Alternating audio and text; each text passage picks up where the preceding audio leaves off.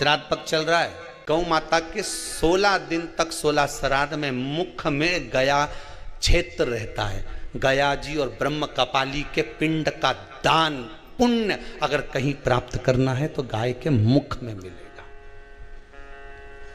गाय के मुख क्यों दी जाता है कौवा को भोजन?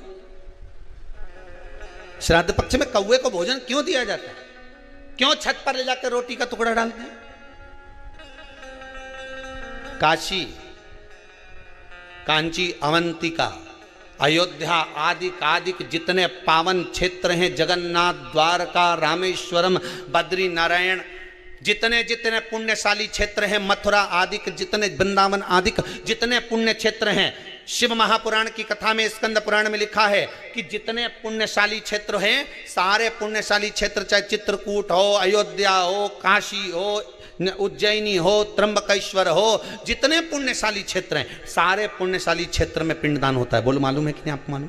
सब दूर तर्पण होता है, सभी जगह पिंड होता है, सभी जगह तर्पण होगा, पिंड होगा।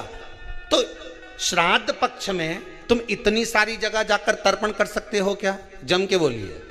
नहीं कर सकते। इतनी सारी जगह जाकर पुण्य कर सकते हो क्या? नहीं कर सकते। इतनी सारी जगह जाकर तुम ब्राह्मण को भोजन करा सकते हो क्या? नहीं। इतनी सारी जगह जाकर ना पिंड दे सकते, ना तर्पण कर सकते, ना पुण्य कर सकते। अब ये 16 दिन में इतने तीर्थ कितने हजारों में तीर्थ, इतने तीर्थ में जाकर कहां पुण्य करोगे, कहां पिंड दोगे? तो उसका एक निर्णय निकाल दिया कि पितरों के देवता आर्यमा कौवे पर बैठते हैं। काय पे बैठते हैं? कौवे पर। तो एक काम करो, जब हम पितरों के देवता आर्यमा कौवे पर बैठकर पितृलोक से 16 दिन जब भ्रमण के लिए निकलते हैं तो घूमते हैं, तो क्यों ना एक काम करें कि कौवे के लिए भोजन छत पे डाल दें। हमारे छत का कौवा जब अन्न का भाग ग्रहण करेगा, पितरों के देवता को बिठाकर जब घूमने के लिए निकलेगा, तो जहां जहां घूमने जाएगा, जब जब बीच में कोई तीर्थ पड़ जाएगा, तो वहां के पिंडदान का फल हमको मिल जाएगा। इसलिए कौवे को भोजन कराया जाता है।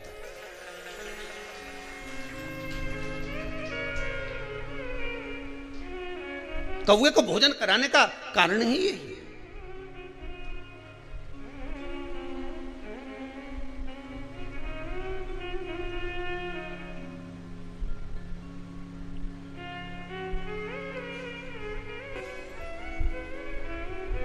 किसी भी नदी में, सरोवर में, कुंड में, बावड़ी में, तालाब में, आप तीर्थ में जाकर जब स्नान करते हैं तो स्नान करने के बाद एक काम का नियम बना लो कि अपने हाथ की अंजलि में जल लेकर अपने पूर्वजों को देना है।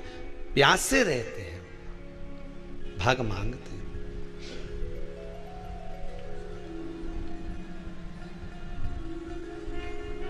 भाग प्राप्त करना। 3 वृक्ष पितरों के तुल्य हैं। नैमिषारण्य की कथा में भी कहा था 3 वृक्ष पितरों के तुल्य हैं। पहला पीपल, दूसरा बट वृक्ष, तीसरा बेलपत्र का वृक्ष। ये पितरों के तुल्य हैं। अगर आपको रात्रि में नींद नहीं आ रही है, ऐसा लगता है कि रात्रि को 1 घंटा 1.5 घंटा सोने के बाद कुछ गलत गलत विचार आने लगते हैं, नींद सुबह 3 बजे तक, 4 बजे तक नहीं आती, 4 बजे के बाद फिर नींद आती है, तो एक प्रैक्टिकल जरूर कर कर देखना। एक प्रैक्टिकल करने में क्या जाता है? प्रयास करने में क्या कुछ जाता है क्या? प्रैक्टिकल कर कर देखना कि कहीं सियोर वाला महाराज झूठ तो नहीं बोल रहा। तो प्रैक्टिकल करने में कुछ नहीं जाए।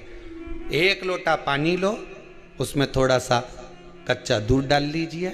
श्राद्ध पक्ष चल रहा है, बेलपत्री का पेड़ या पीपल का पेड़ या बट का पेड़, इन पेड़ के नीचे ले जाकर उस दूध को दोपहर में सुबह 10 बजे से लेकर 12 बजे के बीच में ले जाकर चढ़ा दीजिए। रात्रि को फिर ना आपको प्यास लगेगी, ना भूख लगेगी। नींद एक बार लगी तो सुबह ही खुलेगी। प्रैक्टिकल करने में क्या जाता है? पानी डालने में तुम्हारा कुछ जाएगा? अरे बोलो तो सरी, हमें 10 रुपया का दूध जरूर उसमें और तुम इतनी चतुर हो, इतना सारा दूध थोड़ी डालोगे, इतना 2 किलो का डालोगे। कहाँ तुम इतना डालने वाली हो है?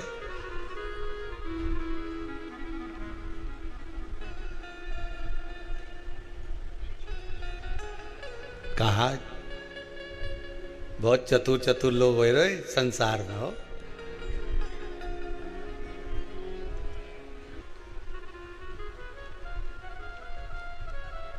तीन वृक्ष पितरों के तुल्य हैं। पहला जम के बोलिए पीपल, दूसरा बट वृक्ष, तीसरा बेलपत्री का वृक्ष। तीनों पीपल के वृक्ष में 52,000 ब्राह्मण एक साथ निवास करते हैं, इसलिए पितृतुल्य है। बट वृक्ष ब्रह्मा जी के मस्तक से बना, इसलिए पितृतुल्य है। और बेलपत्री का वृक्ष माता पार्वती जी के अश्रु से बना। जब आंसू गिरे थे माता जगत जननी जगदम्बा पार्वती के, उस समय पर पितृलोक में हलचल उत्पन्न हो गई थी। हमारी नातिन की आंख में आंसू कैसे आ गए? मैनावती की पुत्री है,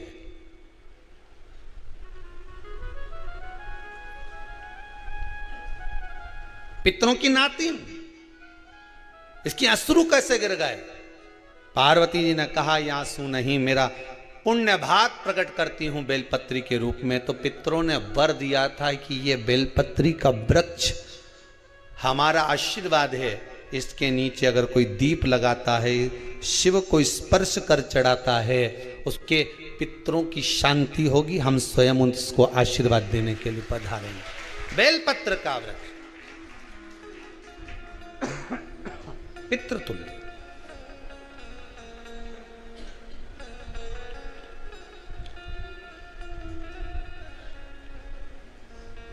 तो रात्रि को अगर भूख लग रही है, प्यास लग रही है, तो पितृदोष है। दूसरा पितृदोष का लक्षण बताया, घर में कोई शुभ कार्य ना हो, वंश की वृद्धि ना हो। 1 रुपये कमाओ, 1.25 रुपये खर्च हो रहे हैं, पैसा 10 जगह से कमाई आ रही है पर घर में टिक नहीं पा रही है, आया गया, पितृदोष है। जरा सी कटोरी पड़ी है, उसके पीछे विवाद चालू हो जाए, पानी ढुल गया उसके पीछे विवाद हो जाए, या छोटी छोटी बात में घर में क्लेश मचा हुआ है, पितृदोष है। समझ लो हमारे पूर्वज हमसे खुश नहीं है, प्रसन्न नहीं। कोई कहता है गुरुजी श्राद्ध बड़े बेटे को करना चाहिए कि छोटे को करना चाहिए? शिव महापुराण की कथा कहती है, अगर जायदाद का पूरा हिस्सा बड़े ने लिया हो और तुमने अपनी माता का दूध ना पिया हो तो एक ही को कर लेने दो। अगर माता का दूध पिया है और अगर एक अंगूठी भी ली है, जरा सा एक कपड़ा भी अगर सास का लिया है, तो श्राद्ध तो तुझे करना ही पड़ेगा, करना ही पड़ेगा। तूने मेरा दूध पिया है तो बिल्कुल जम के तो बोलो। अगर तुमने उनका कुछ खाया है तो अब एक काम और हो सकता है, गुरुजी वो श्राद्ध अगर हम नहीं करें और बड़े भैया करें और हम उन्हीं के यहाँ चले जाएं तो चले जा, मना कौन कर रहा है? पूड़ी का तेल तू ले जा, खीर का दूध 2 थैली तू खरीद के ले जा। जितना वहां वो सेवा करे उतनी सेवा तुम करो। गलत है क्या? जायदाद का भी तो हिस्सा किया था। सुई की नोक के बराबर नहीं धुआं ने, ईंट इधर खसकी है तो हमारी इधर खसका दीजिए। हमारी बसियत में इतना लिखा है तो फिर बसियत में ये भी लिख के जाना चाहिए था। मैं तो कहूँ सबके तुम डरो मत ही रहे एक भी। जब छोरा छोरी के जब सब सामान प्रॉपर्टी दो ना, जमीन दो ना, जायदाद दो ना, सारा सामान छोरा छोरी के दो, तो उनके लिख के भी जाओ कि हमारी श्राद्ध कर दे अच्छे से, नहीं तो भूतड़ी बन के सताऊंगी। देखिए श्राद्ध करो। कितना दिया तुमको? बोलो ईमानदारी से बोलना, कितना दिया? ढेरों में। और एक बात बहुत अच्छे से कहूंगा, आप लोगों के जीवन में उतरे। अगर मायके में मायके में भाई, मायके में भाभी, मायके के लोग अगर आपके माँ बाप का श्राद्ध नहीं करते हैं तो बेटी भी अपने माता पिता का श्राद्ध कर सकती है। उसने भी दूध पिया है अपने माता पिता का, पर वो श्राद्ध का भोजन कौन कराएगा? बेटी का पुत्र हो, बेटी की पुत्री हो, वो कराए। और नाम वो नाना नानी का ले ले, करे। अगर वो नहीं कर रहे हैं, वो नहीं संभालते, वो नहीं जानते, तो आप करो, तो करे। दो भाग होते हैं। जब एक रोटी गाय के मुख में दी जाती है, गाय के मुख में जब हम रोटी देते हैं, एक रोटी जब देते हैं, या तो गाय के मुख में 16 श्राद्ध में जब रोटी देते हैं तो रोटी को बीच में से तोड़कर, रोटी का जो भाग होता है उसको, मतलब ऊपर से फुलका का परत नहीं निकालना है। रोटी जो सीधी सीधी है ना, जैसे ये रोटी है तो इसको बीच में से तोड़ लिया, दो भाग विभाजित कर लिया, नीचे वाले भाग में भी थोड़ा सा गुड़ शक्कर रख लिया, ऊपर वाले भाग में भी गुड़ शक्कर रख लिया, एक के ऊपर एक रोटी को रख लिया, वो गाय को दी। तो अपन श्राद्ध पक्ष में 2 पूड़ी का प्रमाण है कि गाय को 2 रोटी दी जाती है, कुत्ता को 2 रोटी दी जाती है। 2 पूड़ी रख के देते कि नहीं देते? आप लोग तो देते होगे, 2 पूड़ी के ऊपर पूड़ी रखकर, थोड़ा सा मीठा रखकर, नमकीन रखकर, कुत्ते को भी देते, 2 पूड़ी तोड़कर कागा को भी देते। 2 पूड़ी का प्रमाण कहां से आया? 2 भाग रोटी के टुकड़े का प्रमाण कहां से आया? श्राद्ध पक्ष में ही ऐसा क्यों किया जाता है? बाकी के समय पर तो कोई ऐसा 2 पूड़ी का प्रमाण ही नहीं, पर श्राद्ध पक्ष में ये क्यों कहा जाता है कि पूड़ी के ऊपर पूड़ी रख दे, उसमें मीठा रख दे, खीर शक्कर रख दे, गाय को दिया, कुत्ते को दिया, कागा को दिया, ऐसे क्यों कहा जाता है? उसका कारण क्या होता है? उसका केवल एक कारण है, जो नारी ने भोजन का निर्माण करा है, जो घर की बहू भोजन बनाई है, जो घर की बेटी ने भोजन बनाया है, घर की माता ने भोजन बनाया है। महाराज, पिता पुरुष एक कुल को तारता है, बेटी 2 कुल को तारती है। जब श्राद्ध पक्ष में 2 भाग रोटी के कर कर गाय को देती है तो 1 भाग तो उसके ससुराल वालों को मिलता है। जी का पिंड होता है तो नाना नानी सबका स्मरण कराया जाता है। 2 भाग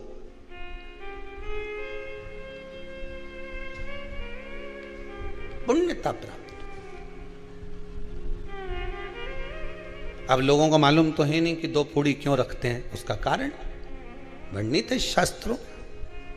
दोनों पक्ष तारने के लिए, दोनों पक्ष का स्मरण कराने के लिए। महाराज, शिव महापुराण की कथा कहती है, दक्ष प्रजापति के पुत्रों को देवर्षि नारद ने भजन में लगा दिया। एक बेटी हुई जिसका नाम था स्वधा। क्या नाम है उसका? जम के बोलिए तेरा। स्वधा। जितने लोग कथा सुन रहे हैं आस्था चैनल पर, पंडाल में, फेसबुक यूट्यूब पर, तर्पण शिव महापुराण में इस नाम का उच्चारण 5 बार आप लोगों को करना है। ये स्वधा दक्ष प्रजापति की बेटी है और पितरों की धर्म पत्नी है। इस पितरों की धर्म पत्नी स्वधा का नाम लेने से, अगर हमने कंडा, गोबरी, गाय का जो गोबर होता है कंडा, उसको जलाकर अगर धूप नहीं दी हो, या किसी ब्राह्मण को भोजन आदि नहीं कराया हो, या तिलांजलि तर्पण नहीं करा हो, पिंड नहीं दिया हो, या श्राद्ध पक्ष में किसी को कोई दान ना करा हो, तो उसका दोष ना लगे, उसके लिए तर्पण शिव महापुराण में पितरों की धर्म पत्नी स्वधा का नाम का स्मरण आप और हमको साथ में करना है। सभी लोग एक साथ में बोलेंगे, स्वधा स्वधा स्वधा स्वधा स्वधा। बस ये 5 बार जो उच्चारण आपने पितरों की धर्मपत्नी स्वधा का करा है, जिस समय पर पितृलोक से आर्यमा देव के साथ में हमारे यहां पर आते हैं, और मेरा बहुओं से निवेदन है, बेटियों से निवेदन है, माताओं से निवेदन है, मान लो आपको कोई ब्राह्मण देवता ने कहा कि आपके यहां पितृदोष है,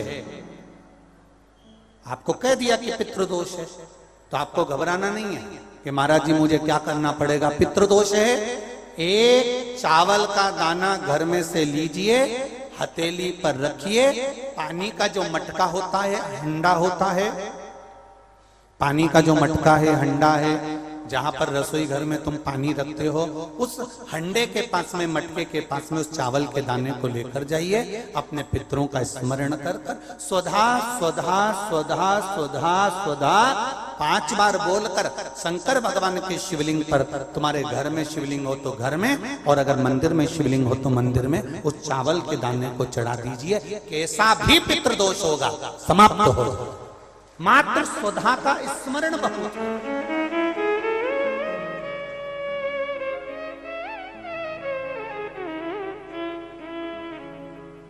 हम तो उनसे भी कहेंगे जिनका बार बार एक्सीडेंट होता हो, जो बार बार गिरते पड़ते रहते हो, बार बार एक्सीडेंट होता हो, बार बार उनको चोट लगती हो, बार बार, और उनको भी कहेंगे जिनको सर्दी की बीमारी या दमे की बीमारी या श्वास की बीमारी, उनसे भी कहेंगे कि श्राद्ध पक्ष में एक चावल के दाने का प्रयोग स्वधा नाम से अवश्य करें। चलने में दम नहीं भराएगी, श्वास नहीं भराएगी, और दूसरा जो सर्दी का जिसको कोटा होता है, बार बार सर्दी हो जाती है, निमोनिया हो जाता है, कफ बना रहता है, उनके लिए भी स्वधा नाम का स्मरण। महाराज स्वधा नाम का स्मरण। दक्ष प्रजापति के घर में बेटी का जन्म हुआ जिसका नाम था स्वधा। स्वधा का जन्म लेते ही स्वधा श्वेत वस्त्र को धारण करते थे।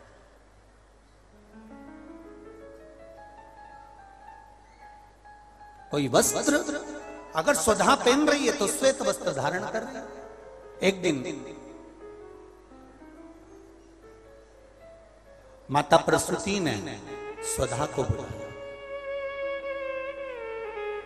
स्वधा आप इधर आओ। स्वधा आई, हाँ मां, हाँ मां। बेटी, जब घर में इतने सारे आभूषण हैं,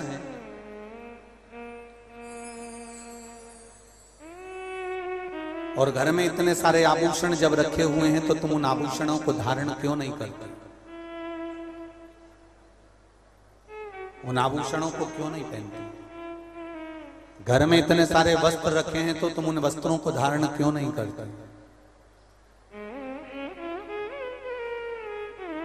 स्वधा कहती है, मां, संसार सागर में जब किसी के प्राण छूट जाते हैं और प्राण छूटने के बाद वो जीवात्मा अगर अच्छी जीवात्मा है तो वो देवलोक चली जाती है। जो बुरी जीवात्मा है वो भटकती रहती है, भटकती है। मां, उन जीवात्माओं के कल्याण के लिए मैं श्वेत वस्त्र धारण करता हूं। श्वेत वस्त्र, श्वेत चावल का दाना, श्वेत दूध, श्वेत दही, श्वेत शकरखंड, श्वेत पुष्प, श्वेत जनेऊ, श्वेत वस्त्र, ये मेरे शंकर भगवान को अति प्रिय लगते हैं। उसका कारण है कि उनको पितरों को मुक्ति देना होती है, पितरों को मोक्ष देना होता है। आज एक प्रश्न किसी ने सीहोर ऑफिस में भेजा है कि गुरुजी,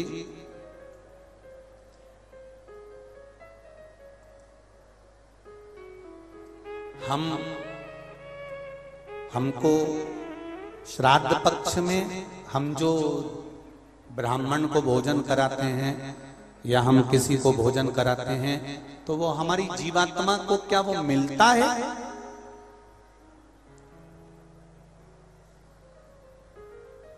क्या विचार है भाई अशोकनगर वालों, बोलो जरा जल्दी से। प्रश्न भेजा है किसी ने? हम अगर किसी ब्राह्मण को भोजन करा रहे हैं, हम किसी को भोजन दे रहे हैं, तो वो हमारी जीवात्मा को मिलता। 3 प्रश्न हैं और तीनों प्रश्न का उत्तर जरा देखिएगा, बड़ा ध्यान रखना। और जिसने प्रश्न करा है उत्तर प्रदेश से, वो ध्यान से सुनना भाई।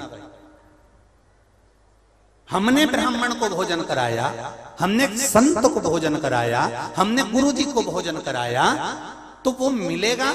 पहले तो ये अंदाजा करिए कि आप भोजन दादा ससुर के नाम से करा रहे हो, तो दादा ससुर का नाम लेना पड़ेगा। बोलो सही है कि गलत है? गोत्र बोलना पड़ेगा। उसका कारण क्या होता है कि हमने पत्र लिखा और ये पत्र लिखकर हमने इसको मोड़कर हमने वो डाकघर के डब्बे में डाल दिया। हमने नाम लिखा, पता लिखा, पिन नंबर लिखा, एड्रेस पूरा लिखा, मोबाइल नंबर पूरा लिखा और हमने डब्बे में डाल दिया। अब पूरे अशोक नगर में चौराहे चौराहे पर ढेर सारे डाकघर के डब्बे लगे। इन सब डब्बों में से चिट्ठी इकट्ठी होती है, एक जगह पर आती है, बड़े डाकघर में पहुंचती है, बड़े डाकघर में से छटकर फिर एड्रेस पढ़ा जाता है। एड्रेस में तुम्हारा नाम पढ़ने का बाद में पहले ये पढ़ेंगे कि पिन नंबर क्या है, फिर पढ़ेंगे कि शहर का नाम क्या है, उसमें लिखा होगा गुना और गुना का पिन नंबर डाला होगा, तो चिट्ठी को छाट छाट कर अलग रखते जाएंगे। अब गुना में ये चिट्ठी बड़े डाकघर में जाएगी, बड़े डाकघर में चिट्ठी पहुंची गुना के, अब वहां पर बैठकर छाटा गया कि बजरंग कॉलोनी के पास कौन रहता है, तो एलआईजी के पास कौन रहता है, तो चारभुजा नाथ जी के पास कौन रहता है, तो राजेश्वर मंदिर के पास कौन सा रहता है, कौन से वार्ड में रहता है, उसको छाट कर अलग रखा जाएगा। फिर वहां के डाकघर वाले व्यक्ति को, उस डाकिया को वो दिया जाएगा और उससे कहा जाएगा कि ये चिट्ठी पहुंचा दो। अब जरा प्रोसेस देखिए, डाली थी अशोकनगर में, इतने सारे डब्बों में इकट्ठी होकर एक डब्बे की चिट्ठी एक जगह पर इकट्ठी हुई बड़ी डाकघर में, वहां से इकट्ठी होकर फिर दूसरे डाकघर में गई, वहां से फिर धीरे धीरे डिवाइड होती चली गई। उसी तरह तुम्हारी लिखी हुई डाकघर की चिट्ठी जब वहां तक मुंबई पूना तक जा रही है और सही जगह नाम और एड्रेस है तो सही जगह पहुंच रही है, उसी तरह अगर श्राद्ध पक्ष में तुमने ब्राह्मण को भोजन कराया है, नाम और गोत्र लेकर कराया है, तो वो उस तक पहुंचता ही है, ये निश्चित है, उस तक पहुंचेगा। फिर दूसरा प्रश्न किया उसने, गुरुजी से पूछ के बताना कि गुरुजी तो कथा में कहते हैं कि मनुष्य की योनि छूटने के बाद फिर कौन सी योनि मिलती है किसको मालूम, ये गुरुजी ने कथा में कहा। तो हम भी नहीं कह रहे झूठ की हमने कथा में नहीं किया, हमने कहा। तो उसने प्रश्न करा, अगर वो दूसरी योनि में होगा तो तुमने जो भोजन दिया हो सकता है वो सांप बन गया, चींटी बन गया, झिंगूर बन गया, शेर बन गया, तो वो खीर पूड़ी खाएगा क्या? और पंडित जी को तो खीर पूड़ी खिलाने का बोलते हैं। फिर जब वो दूसरी योनि में पहुंच गया तो उसको खीर पूड़ी कैसे मिली? पंडित जी से, गुरु जी से पूछ के बताओ। तो हमारा निवेदन है, जब हम यहां से रुपया अमेरिका भेजते हैं तो वहां हमारा इंडियन पैसा नहीं होता, वहां डॉलर में चेंज हो जाता है। उसी तरह खीर पूड़ी भी डॉलर में चेंज हो जाती है, जैसा वो खाएगा वैसा उसे मिल जाएगा।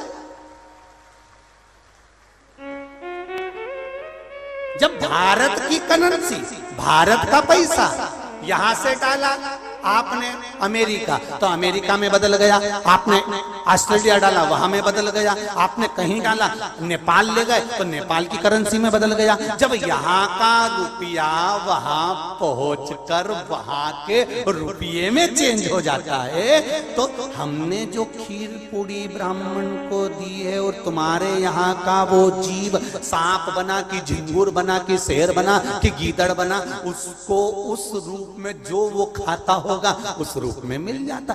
डॉलर चेंज, यहाँ की खीर पूड़ी चेंज, वहां जाते से। फिर तीसरा प्रश्न लिखा, अगर हमारे घर के पूर्वज शिव महापुराण की कथा सुन सुन के तर गए, तो फिर हम श्राद्ध काय को करें? उनको तो मिलेगा ही नहीं, वो तो वैकुंठ पहुंच गए, फिर उनको श्राद्ध में भोजन कराने से मतलब क्या?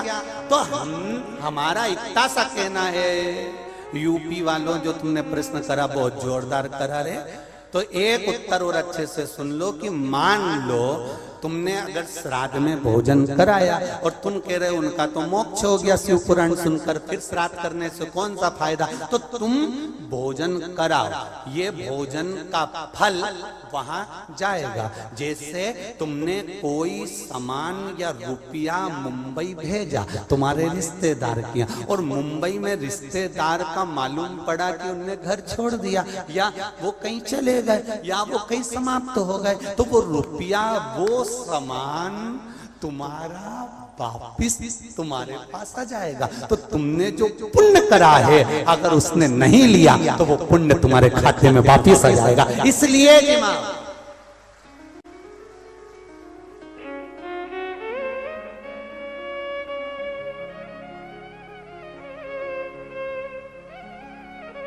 पुण्य करो, सत्कर्म करो।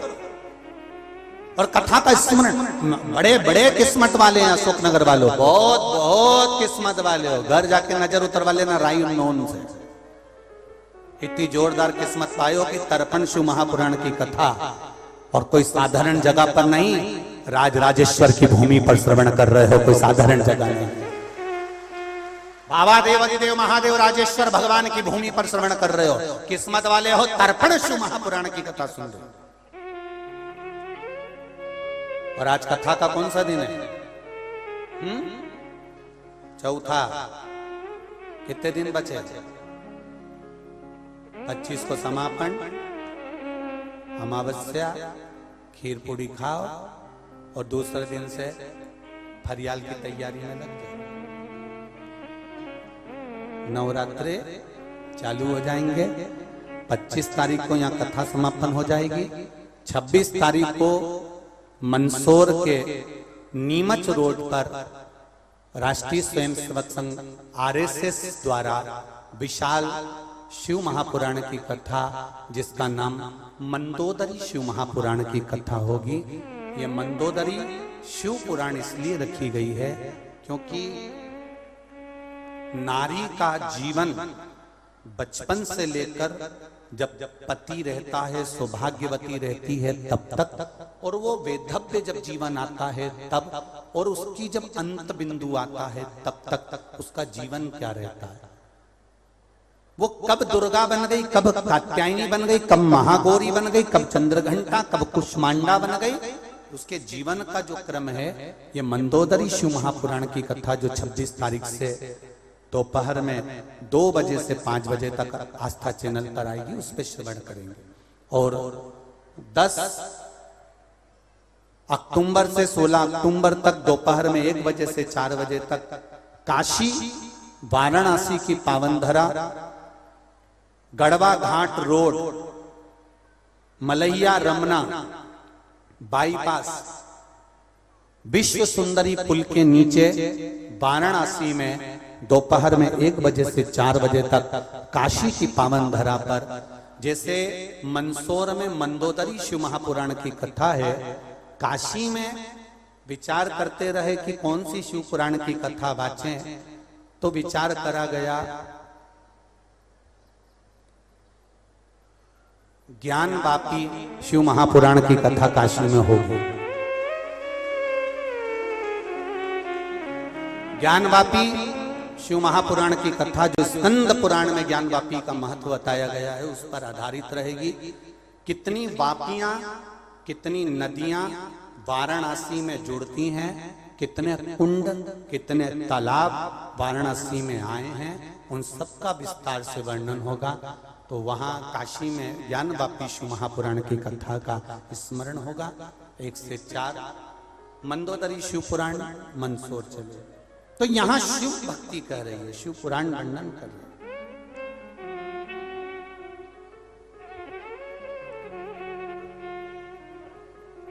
स्वधा अपनी माता से कर रही है, मां मेरे श्वेत वस्त्र से मैं जीवों का कल्याण कर। तो जो प्रश्न करने वाले हैं उनको स्मरण हो कि श्राद्ध में भोजन कराना कितना जरूरी है। अन्न का दान मूल है। फिर एक बार साथ में 5 बार स्वधा का नाम का स्मरण।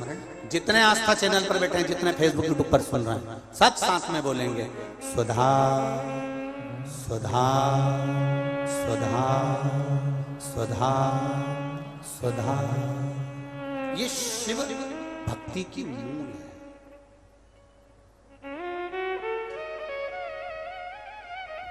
शिव भक्ति। दक्ष प्रजापति के पास में प्रसूति ने जाकर निवेदन किया। माता प्रसूति ने कहा अपने पति से, अपने स्वामी से, स्वामी घर में बेटी बड़ी हो गई है, इसका विवाह करना चाहिए। और स्वधा का विवाह किससे करें? क्योंकि दिन भर तप मुद्रा में रहती है, दिन भर शांति से बैठकर भगवान शिव की भक्ति में डूबी रहती है। इसका विवाह किससे किया गया?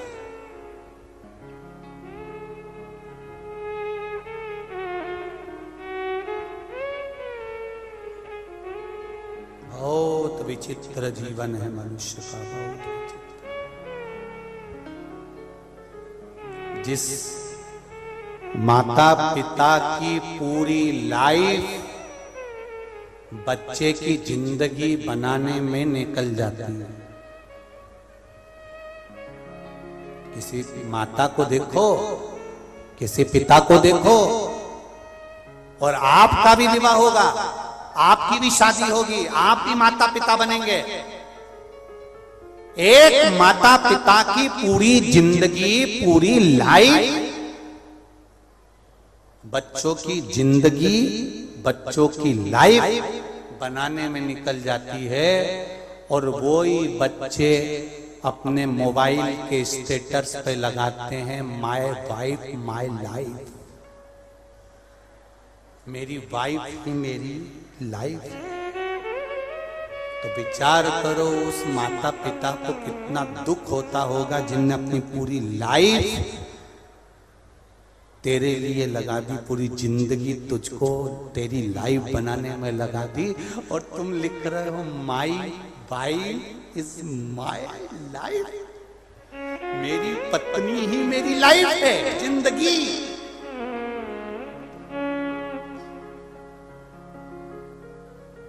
एक सेठ जी भी ऐसे ही कहते थे, मैं मर गया तो मेरे पीछे मेरी पत्नी मर जाएगी, मैं मर गया तो मेरे पीछे मेरे बच्चे मर जाएंगे, मैं मर गया तो मेरे पीछे मेरा परिवार मर जाएगा। तो एक गुरुजी ने आकर कहा, सेठ जी जब देखो जब एक ही बात कहते रहते हो, मैं मर गया तो पत्नी मर जाएगी, मुझे बहुत चाहते, मुझे बहुत चाहते। तो गुरुजी ने कहा एक काम करो, मेरे को देखना है तुम्हारी पत्नी तुम्हारे मरने पे मरती कि नहीं मरती, तो तुम आधे घंटे के लिए मर जाओ। तो उन्होंने कहा गुरुजी ऐसे कोई मरता है क्या? तो गुरुजी ने कहा नहीं ऐसे नहीं मरता, बस ऐसे पानी पीते पीते लुढ़क जाना, मैं डॉक्टर से कहलवा दूंगा कि तू मर गया। मुझे तो देखना है तेरी पत्नी और तेरे बच्चे तेरे पीछे कितने मरते हैं, बस वो देख। अरे गुरुजी अगर मुझे कुछ हो गया, मेरी पत्नी और बच्चे मर गए, तो जवाबदारी किसकी होगी? गुरुजी बोले मेरी जवाबदारी होगी, तू तो लुढ़क ले, पानी पीने लुढ़क जा। अगर मेरे पत्नी और बच्चों को कुछ हो गया तो गुरुजी बोले मैं देख लूंगा, तू बस लुढ़क, तू तो लुढ़क।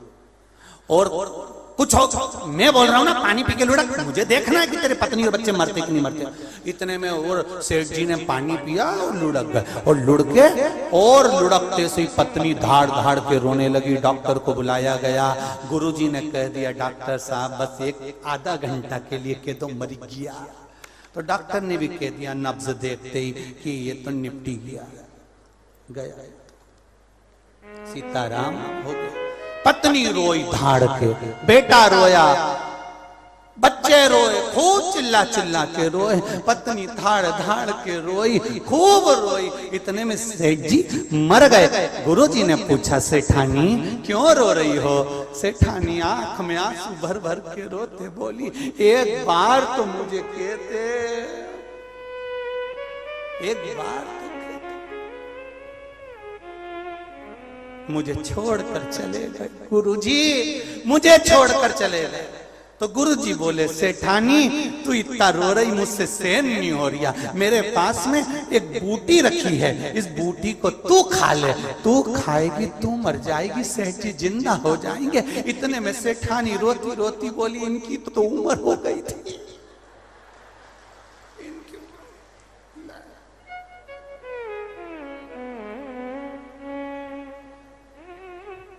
सेठ जी को आया गुस्सा, उठने ही वाले थे, गुरुजी ने चिमटा फोड़ दिया, चुपचाप पड़े रहे, हिलना ही मत, बिल्कुल पड़े रहे। छोरा रो रहा था, बेटा तू क्यों रो रहा है? पिताजी ने बताया भी नहीं कि किससे कितना लेना था और मर गए। ले ये बूटी तू खा ले, तू खाएगा तू मर जाएगा, तेरा पिता जिंदा हो जाएगा। छोरा रोते रोते बोला पिताजी परसों कह रहे थे कि अब दुकान तुझे ही संभालना, सारी प्रॉपर्टी तेरी। छोटा सा बच्चा रो रहा था, तू क्यों रो रहा है? मेरा दादाजी मर गया। तो मर गया तो अब मुझे कुरकुरा कौन दिलाएगा, अब मुझे टॉफी कौन दिलाएगा? इतने में गुरुजी ने कहा ले ये बूटी तू खा ले, तू खाएगा तू मर जाएगा, तेरा दादाजी जिंदा हो जाएगा। इतने में छोरा रोते रोते बोला गुरुजी तुम्हारे कोई आगे नहीं, तुम्हारे कोई पीछे नहीं, तुम नहीं खा लो।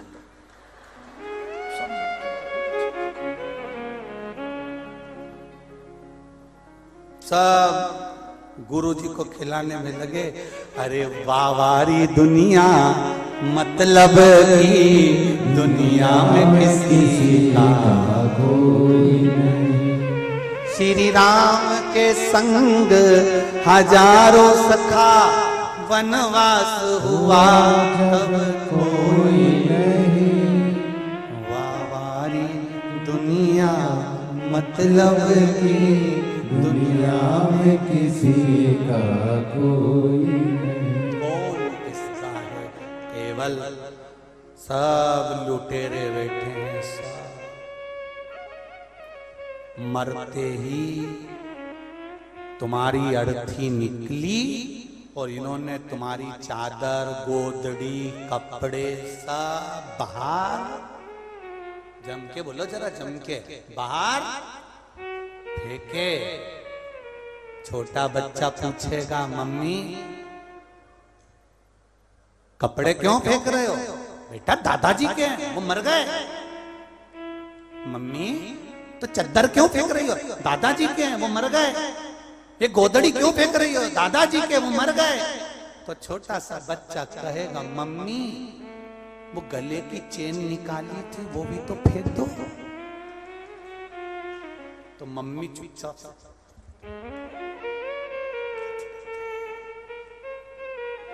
सोने की चेन, दादाजी की अंगूठी, ये नहीं फेंकेंगे, केवल जो कपड़े पहने थे वो फेंकेंगे। कौन फेंकेगा?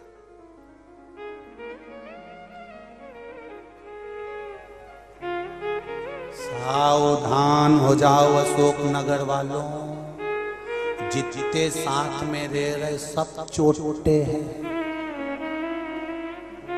कोई कम नहीं है, सावधान। कोई तुम्हारा समय चुराएगा, कोई तुम्हारा धन चुराएगा, कोई तुम्हारा व्यवहार चुराएगा, कोई तुम्हारे लिए कुछ कहेगा। जिंदगी ऐसे ही निकलती चली जाएगी और कब दिन पूरे हो जाएंगे मालूम नहीं पड़ेगा। स्वधा चिंता में पड़ी है, इन जीवों का क्या होगा? दक्ष प्रजापति ने विचार करा कि मेरी बेटी का विवाह मैं अच्छी जगह कर देता हूँ। बेटी अगर इन जीवों के कल्याण की बात करती है तो बेटी के लिए वर भी वो ढूंढूंगा जो जीवों का उद्धार करने वाला। बेटी पढ़ी लिखी है, उससे दुगना पढ़ा लिखा उसका लड़का होना चाहिए, वर होना चाहिए। बेटी ज्ञानवान है, उससे दुगना ज्ञानवान उसका वर होना चाहिए। माता सीता ने 4 वर्ष की अवस्था में धनुष को उठाया था उल्टे हाथ से, तो जनक जी ने संकल्प ले लिया था कि सीता का विवाह उसी से करूंगा जो धनुष को उठाएगा, चढ़ाएगा, तोड़ देगा। राम जी ने धनुष को उठाया, चढ़ाया, तोड़ दिया तो सीता जी के मन में भाव उत्पन्न हो गया, पिताजी मेरे लिए धनुष यज्ञ क्यों रखा? तो जनक जी ने कहा कि तूने उल्टे हाथ से धनुष को उठाया था 4 वर्ष की आयु में, तो तेरा पति वो होना चाहिए जो इस धनुष को तोड़ दे। तो जाने विद्वान है बेटी, तो उससे दुगना विद्वान उसका पति होना चाहिए, दुगना विद्वान। खूब पढ़ाओ बेटियों को, खूब पढ़ाओ बेटों को, विद्या में कोई कमी मत छोड़ो। मेरा केवल इतना सा निवेदन है, बेटियां एक बात का स्मरण रखे कि तुम्हारे पिता तुम्हें पढ़ाने में कमी नहीं लाएंगे, तुम्हारे पिता तुम्हें कपड़े पहनाने में कमी नहीं लाएंगे, तुम्हारे पिता तुम्हें बड़े शहर में विद्याधन कराने में कमी नहीं लाएंगे। तो बेटियों से निवेदन है, तुम भी अपने पिता के मस्तक को झुकने मत देना, जहां तुम्हारा पिता चाहे शादी वहीं करना। किसी एरे गेरे नत्थु खेरे के चक्कर में मत पड़ जाना री जीजियों। मेरा बेटियों से निवेदन है, केवल एक बेटी होती है ऐसी जो अपने पिता को काल के मुंह से छुड़ा लाती है। पहले भी कथा में कहा 4 तरह का भोजन बेकार होता है। पहले नंबर का भोजन, जिस भोजन की थाली को कोई लांग कर चले गया, वो नाली में पड़े हुए कीचड़ के बराबर होता है। ऐसा भोजन नहीं करना चाहिए जो कोई लांग कर चले गया। दूसरा भोजन, जिस भोजन की थाली में ठोकर लग जाए वो भ्रष्टा के बराबर, गंदगी के बराबर होता है। जिसमें ठोकर लग गई और खा लिया वो भ्रष्टा के बराबर है। तीसरे नंबर का भोजन, जिस भोजन की थाली में बाल पड़ा हो, केश पड़ा हो, वो दरिद्रता प्रदान करता है। और चौथे नंबर का भोजन, पति और पत्नी एक ही थाली में साथ बैठकर भोजन कर रहे हो तो वो मदिरा के बराबर होता है। ये 4 तरह का भोजन बेकार। सनातन हिंदू धर्म में रीति है, पति के भोजन करने के बाद पत्नी उसी थाली में अगर भोजन करती है तो पति की अकाल मौत का स्मरण नहीं होता और नारी का अखंड सौभाग्य होता है। और 4 धाम के प्रसाद के बराबर वो महाप्रसाद होता है। पति के जीवने के बाद पत्नी अगर उसी थाली में भोजन कर रही है, और हमारा निवेदन है पति की थाली में अगर भोजन नहीं करना है तो निवेदन है एक थाली में भोजन साथ बैठकर मत करो, 2 थाली लगा लो, अलग अलग लगा लो। साथ बैठ के भोजन करते हो मना नहीं है, आप आराम से करो, पर एक थाली में दोनों साथ बैठकर खाते हैं तो वो मदिरा के तुल्य होता है। तुम देखना बफेट में जब पति पत्नी एक ही थाली में खाते हैं ना, तो घर के बड़े भी खड़े रहते हैं तो इनको शुद्ध नहीं रहता, क्योंकि मदिरा के नशे में रहते हैं। स्नेह का प्यार का नशा ऐसा होता है, आग लगन दो अपन तो चरो, अपन तो खाओ।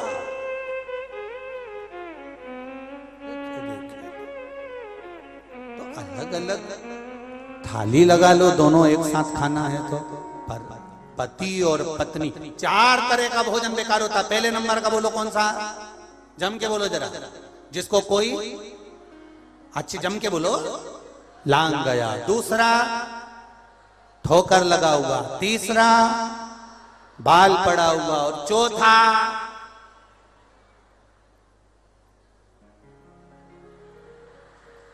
कितनी चतुर बैठी है रे राम, गजब की जगदम्बा है रे राम जी। चौथे तरह का भोजन है पति पत्नी एक थाली में भोजन ना करें। और एक बात और स्मरण में रहे, पिता की थाली में बेटी जब तक कुंवारी रहे अपने पापा के साथ, अपने पिता के साथ, अपने बाबुल के साथ बैठकर रोज रोटी खाए, उस बाप की अकाल मौत नहीं होती है, बड़ा रोग नहीं आता, बीमारी नहीं आती।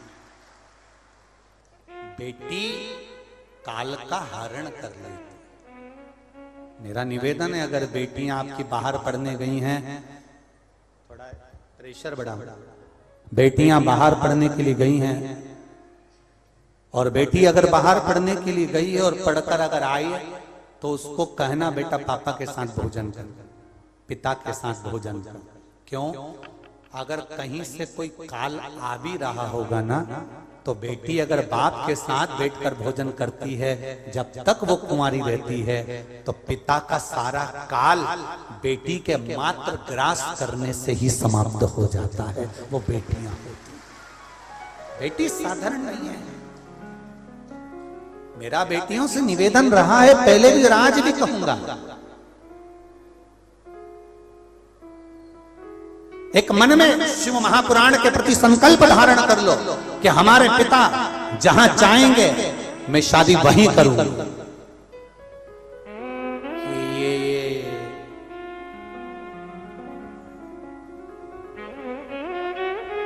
बहुत सारे दिखते हैं, 100 रुपए का पेट्रोल गाड़ी में डलवाएंगे और भूर भूर करके तुम्हारे सामने आएंगे। गाड़ी भी दूसरे की और पेट्रोल भी दूसरे का।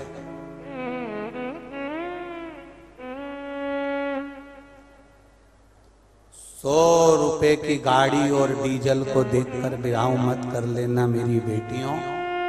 जरा सा स्वरूप देखकर विवाह मत कर लेना मेरी बेटियों। तुम्हारे पिता ने कितना विश्वास करा है तुम पर, जो तुम्हें पढ़ने के लिए बाहर भेजा है। दूसरे धर्म में दूसरे जगह पर विवाह नहीं करना, दूसरे धर्म में नहीं जाना। सनातन धर्म के अंतर्गत ही विवाह करूंगी,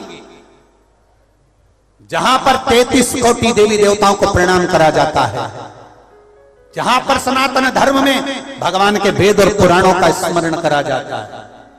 दूसरे धर्म में नहीं जाऊंगा। मुझे शिव भक्ति का एक स्मरण मेरे जीवन में है।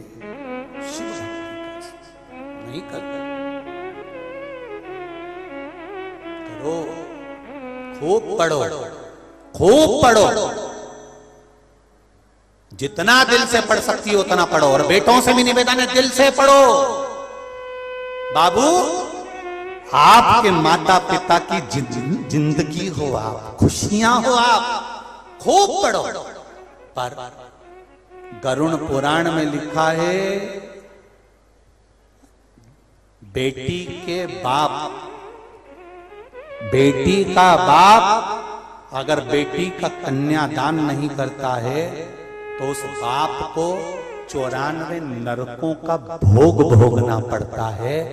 केवल एक बेटी होती है जो बाप को सीधे स्वर्ग भेज सकती है कन्यादान करवा।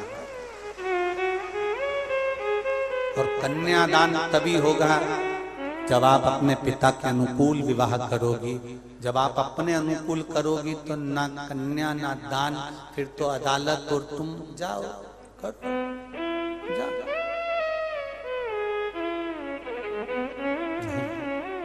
किसी का दिल दुखाकर विवाह नहीं करना।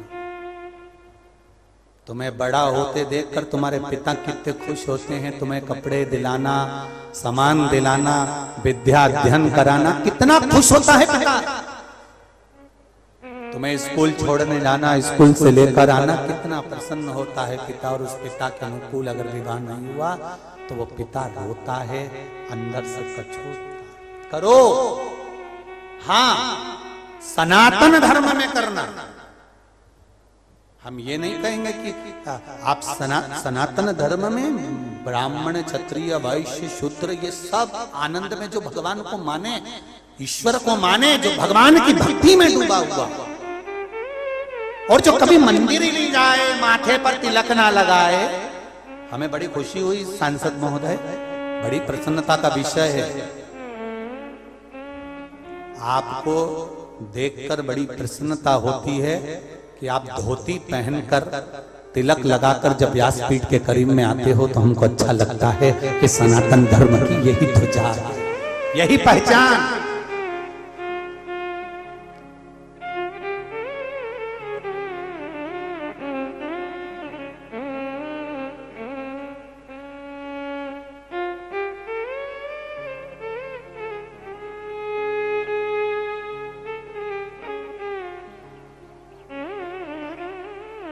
ये पहचान है सनातन धर्म की। हरिचंदन है इस देश की माटी, तपोभूमि हर ग्राम है, हर बाला देवी की प्रतिमा बच्चा बच्चा राम है। जिसके सैनिक समर भूमि पर गाया करते गीता है, उसी माटी के हल्के नीचे खेली करती सीता है। ये कोई साधारण सी धरा, वसुंधरा हमारी साधारण नहीं है।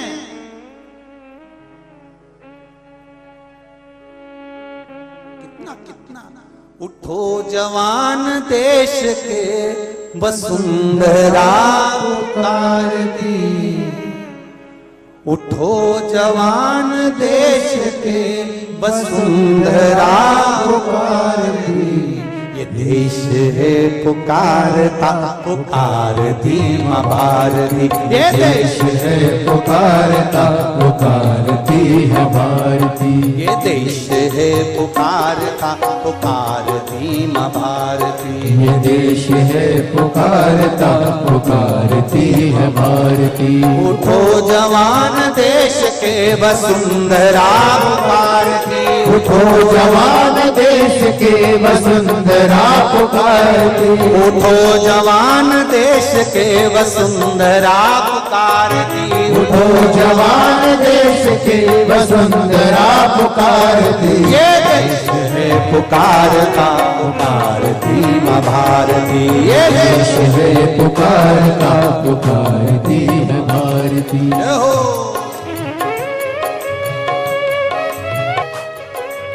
दंदना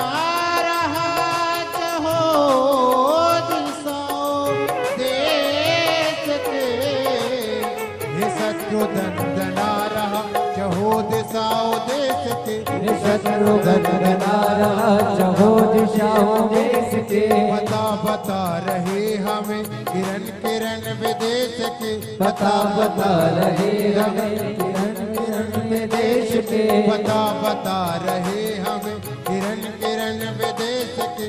बता बता रहे हमें किरण किरण विदेश में। तो चल पड़ा तो चल पड़े, तो चल पड़ा तो चल पड़े के साथ तेरे भारती। ये देश है पुकारता पुकारती माँ भारती, ये देश है पुकारता पुकारती है भारती। उठो जवान देश के वसुंधरा पुकारती, उठो जवान देश की वसुंधरा पुकारती। उठो जवान देश के वसुंधरा पुकारती। उठो जवान देश की वसुंधरा पुकारती। ये देश है पुकारता पुकारती माँ भारती, देश है पुकारता पुकारती है भारती। ये देश है पुकारता पुकारती माँ भारती, ये देश है पुकारता पुकारती।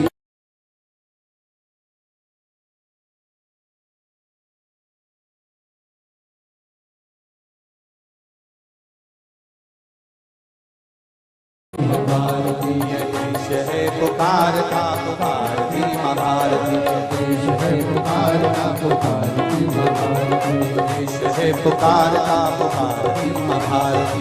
देश है पुकारता पुकारती माँ भारती। बोल भारत माता की हर हर महादेव। सत्य सनातन धर्म की महाराज मूल मंत्र का जाप सभी लोग करेंगे।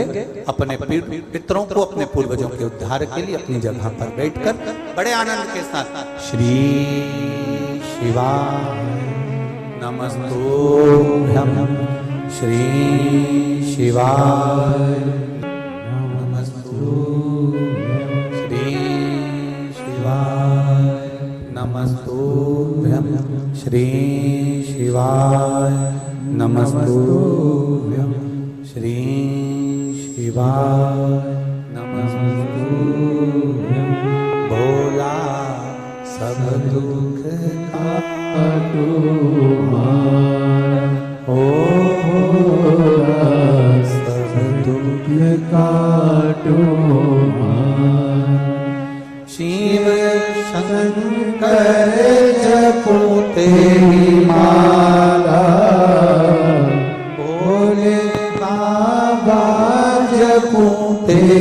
मारा भोला सब दुख का दो मारा ओ भोला सब दुख काटो मारा। घर में बच्चा जन्म लेता है, घर में अगर बच्चा जन्म लेता है तो 8 दिन 10 दिन भगवान को छूते हो?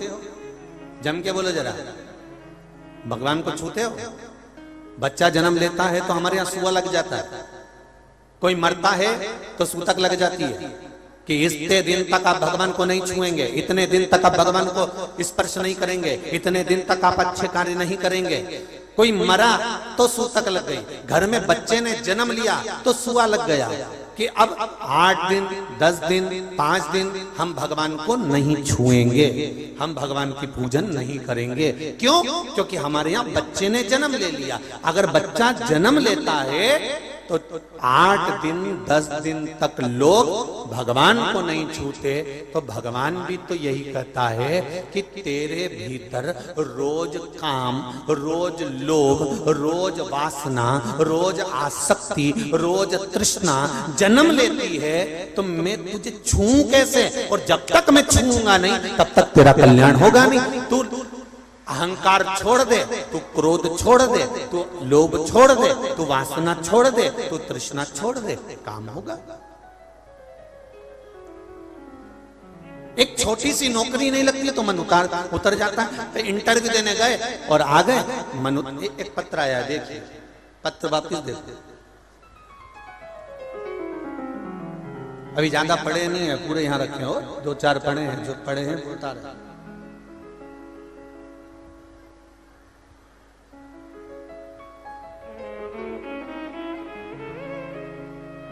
मेरा नाम इंजीनियर राजा रघुवंशी है, ग्राम पीमरी, जिला अशोकनगर का निवासी हूं। कहीं बैठे हैं तो हाथ हिलाइएगा, कहीं बैठे हो तो हाथ हिलाइएगा। महाराज राजा रघुवंशी, कहीं बैठे हो तो हाथ। अच्छा, पत्र आप ही लेके आई हैं क्या? दोनों हाथ हिला दीजिए। श्री शिवाय नमस्ते। राजा रघुवंशी है, ग्राम पीमरी, जिला अशोकनगर का निवासी हूँ। गुरुजी, मैं क्या बखान करूं एक लोटे जल का। मेरी माताजी कभी शिव मंदिर नहीं जाती थी, उनने उनकी आपकी कथा सुनना शुरू किया पिछले साल।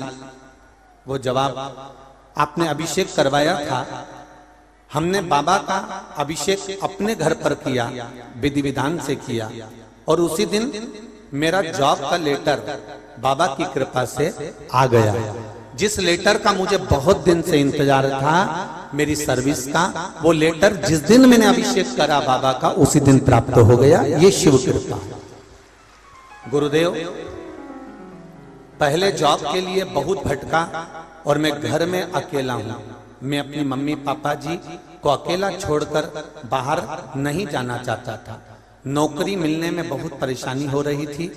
बाबा की कृपा से मैं रोज बाबा से विनती करता था, बाबा बहुत दूर जॉब लगा है, अशोकनगर में लग जाए तो अच्छा है। बाबा से विनती कर कर 1 लोटा जल चढ़ाने लगा और एक बेलपत्री बाबा को चढ़ाने लगा। बाबा की कृपा गुरुजी ऐसी हो गई कि मेरा प्रोजेक्ट फिर पास हो गया और मुझे अशोकनगर में बाबा की कृपा से अशोकनगर में जॉब मिल गई। प्रोजेक्ट मैनेजर के पद पर आज मैं सर्विस कर रहा हूं। ये शिव की कृपा है, ये शंकर की उदारता। तेरी कृपा बिना न हिले एक भी अणु, लेते हैं श्वास तेरी कृपा से तनु तनु। बखान क्या करूं मैं राखों के का, चपटी पवोत में खजाना कुबेर का। आप दिल से उससे कहो, आप मन से उसको प्रसंग बोलो, सुने। इतनी जल वृष्टि होने के बाद, इतना पानी गिरने के बाद, रोडों पर कीचड़ होने के बाद भी आपका विश्वास, जब हम गाड़ी में आ रहे थे तब हम देख रहे थे कई माताएं अपने छोटे छोटे बच्चों को कंधे पर बिठाकर, कोई गोदी में लेकर, बिना चप्पल के नंगे पैर चली जा रही है शिव महापुराण की कथा सुनने के लिए। ये विश्वास नहीं तो और क्या है? ये भरोसा नहीं तो और क्या है?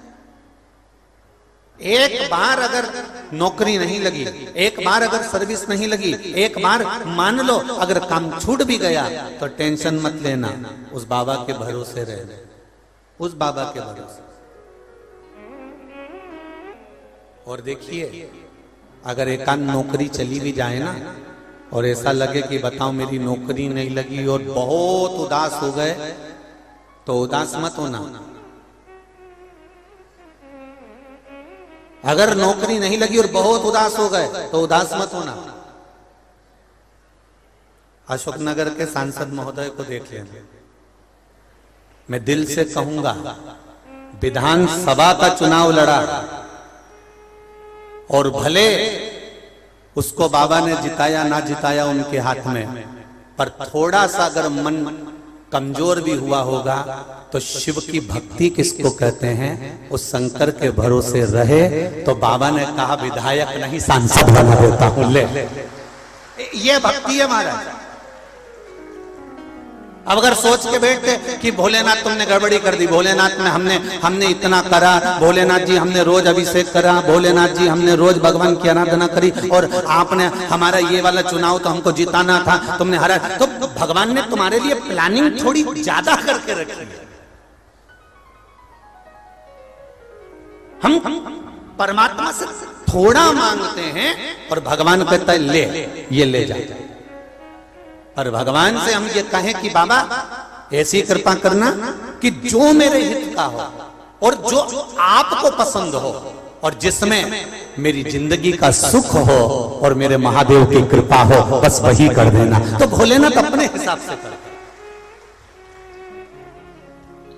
मेरा शिव आप जो मांग रहे हो भगवान से कहो कि जो मेरे हित का हो, जो मेरे आनंद का हो, वो मुझे दीजिए। बस शिव महापुराण की कथा और गीता एक ही बात कहती है कि कर्म करने में पीछे मत हटो। आप मेहनत करने में पीछे मत हटो, बहुत करो। एक बार बादलों की हड़ताल हो गई और सारे बादलों ने आपस में मीटिंग कर कर कह दिया कि अब हम नहीं बरसेंगे, इंद्र देवता से हमारी लड़ाई हो गई, 10 वर्ष तक पानी पृथ्वी पर नहीं गिरेगा। ये बादलों ने संकल्प ले लिया।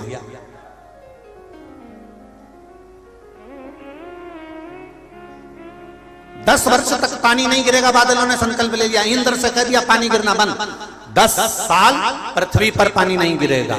किसानों को मालूम पड़ा कि बादलों ने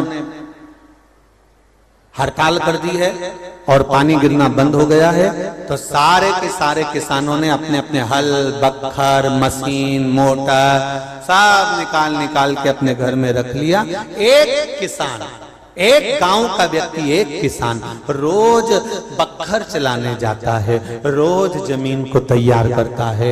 एक बादल वहीं से निकल कर जा रहा था। उस बादल ने उससे पूछा, भाई एक बात बता, जब 10 साल तक पानी नहीं गिरेगा तो तू रोज बखर क्यों चला रहा है? जब 10 साल तक पानी नहीं गिरेगा तो तू रोज हल क्यों चला रहा है? जब 10 साल तक पानी नहीं गिरेगा तो तू ये बीज क्यों बोना चाहता है? इतने में किसान ने कहा, 10 साल में मैं बखर चलाना ना भूल जाऊं, इसलिए मैं रोज बखर चलाता हूं। बादलों के मन में आया कि 10 साल में हम पानी बरसाना भूल गए तो बादल ने तुरंत पानी बरसा कर देखा कि बरस रहा है कि नहीं बरस रहा। बस वो पानी बरसना था और पानी बरसा। सारे किसान बैठे की बैठे रह गए। जो रोज बखर चला रहा था वो बीज बोकर फसल लेकर चला। ये तैयारी फसल की पूरी रखो, पूरी। जब बरसे तब बीज बो दो, जब बरसे तब। पूरी तैयारी रखी, भजन करते रहो। कल कथा में कहा था खाते समय बत्ती सी याद आएगी, पढ़ते समय जम के बोलो जरा, अच्छी जम के बोलो, यहां तक आवाज आना चाहिए। पढ़ते समय चश्मा याद आएगा और मरते समय मेरा महादेव याद आएगा कि वो था। कथा हो रही थी, अशोक नगर में चल रही थी। अरे सांसद महोदय कराए, यादव परिवार कराया और मैं जा नहीं सका। तब महादेव याद आएगा कि मैंने छोड़ दी उस कथा को, मैंने छोड़ दिया उस भजन को, मैंने छोड़ दिया उस मंत्र स्मरण को, मैंने छोड़ दिया उस मौके को। अरे मैं तो जाने के लिए तैयार बैठी थी पर पानी आने लगा। तो भगवान ने भी कहा मिट्टी की तो नहीं बनी थी, चामड़े का शरीर दिया था, गीली हो जाती बस। अरे मेरा तो बहुत मन था कथा में जाने का, पर भीड़ इतनी भीड़। अरे भीड़ का आनंद लेना हो, कभी सत्संग भजन का आनंद लेना हो, तो हमने कल भी कहा था कि रात्रि के समय अशोकनगर वालों के तो भाग जगह हैं, कभी रात को आकर यहाँ का माहौल देखेंगे। और जो भजन कल हमारे श्री कृष्णपाल जी यादव सांसद जी के असिस्टेंट ने रात्रि को जब ये कथा सुनी कि रात को यहाँ भजन कीर्तन होता, उसने कहा अपन चले ही सरे आज महाराज का विचार करें कि यहाँ होता क्या। तो वो रात को 12:30 पौने 1 बजे आए और 12:30 पौने 1 बजे आके उनने वीडियो बनाई। मैं कहूंगा आस्था चैनल वालों से वो वीडियो आप आस्था चैनल पर भी दिखाएं कि रात को 12-1 बजे यहाँ हो क्या रहा था। वो वीडियो आप देखिए कि 12:30-1 बजे कितना भजन और कितनी उत्सुकता से नाच नाच कर गा गा कर कीर्तन का स्मरण कर कर, और भजन वही तेरे खूब मस्त।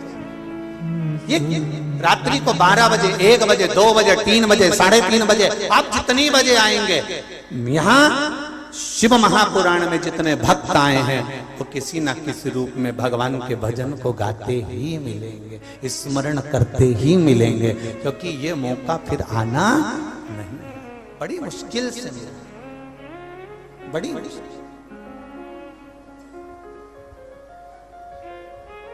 भक्ति भक्ति होती है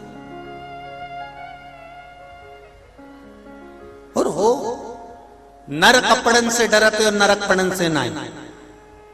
जिसको भगवान को प्रणाम करते समय कपड़े की किरीच दिख रही हो, भगवान को प्रणाम करते समय कपड़ा मत देखना कि ये दंडवत करने में, प्रणाम करने में कपड़ा गंदा हो जाएगा। नर कपड़न से डरते है और नरक पड़न से नाए। आज कपड़े से डर लग रहा है कि कपड़ा प्रणाम करने में गंदा हो जाएगा, तो उस समय का भी भान करना। यदि आज कपड़ा प्रणाम करने में गंदा हो गया तो अंत समय गंदा नहीं होगा, निश्चित है। अंत समय गंदा नहीं हो सकता।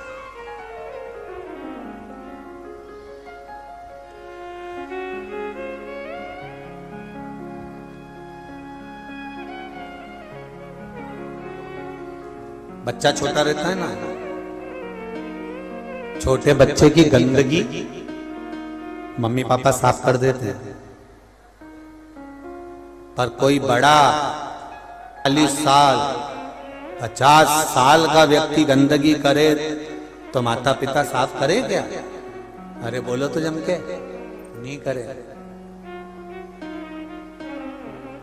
बचपन की गंदगी को माता पिता साफ करते हैं और जब बड़े हो जाते हो तब गंदगी को माता पिता साफ नहीं करते। महाराज ये उसी तरह से है जैसे बचपन में किया गया पाप तो भगवान भी माफ कर देता है, पर बड़ी अवस्था में किया गया पाप कर्म आपको भजन के बल पर, स्मरण के बल पर, कीर्तन के बल पर, मंत्र जाप के बल पर ही समाप्त करना पड़ेगा। इसके सिवाय वो साफ हो भी नहीं सकते, साफ नहीं होगा वो। अब करो भजन। कई लोग कहते हैं महाराज जी हमने भजन किया, हमने कीर्तन किया, हमने मंत्र करा, हमने 1 लोटा जल चढ़ाया, हमने पशुपति व्रत करा, हमारा यह काम नहीं हुआ। उसके पीछे कारण क्या है? कहीं सुआ तो नहीं लगा? तुम रोज क्रोध को जन्म तो नहीं देते? तुम रोज अहंकार को जन्म तो नहीं देते? तुम रोज वासना को जन्म तो नहीं देते? तुम रोज लोभ और तृष्णा को जन्म तो नहीं देते? रोज तुम्हारे यहाँ पर सुआ लग रहा है, क्योंकि रोज तुम्हारे यहाँ क्रोध का जन्म हो रहा है। तो भगवान कैसे छुए तुमको? कैसे?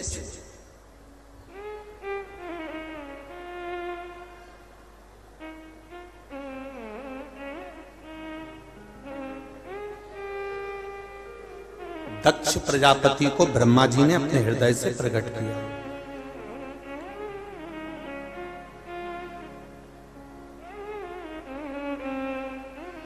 और दक्ष प्रजापति ब्रह्मा जी प्रकट करे, दक्ष बाबा के घर में बेटों का जन्म हुआ।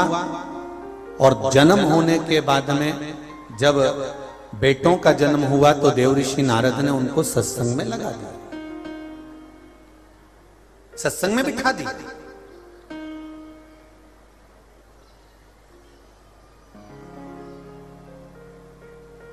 अब जरा विचार करिएगा, देवऋषि नारद ने दक्ष प्रजापति के पुत्रों को सत्संग में बिठा दिया, ले जाकर लगा दिया। अब वो सत्संग में बैठ गए, सत्संग में लग गए। अब वो चिंता मुक्त हो गए, अब उनको चिंता नहीं है।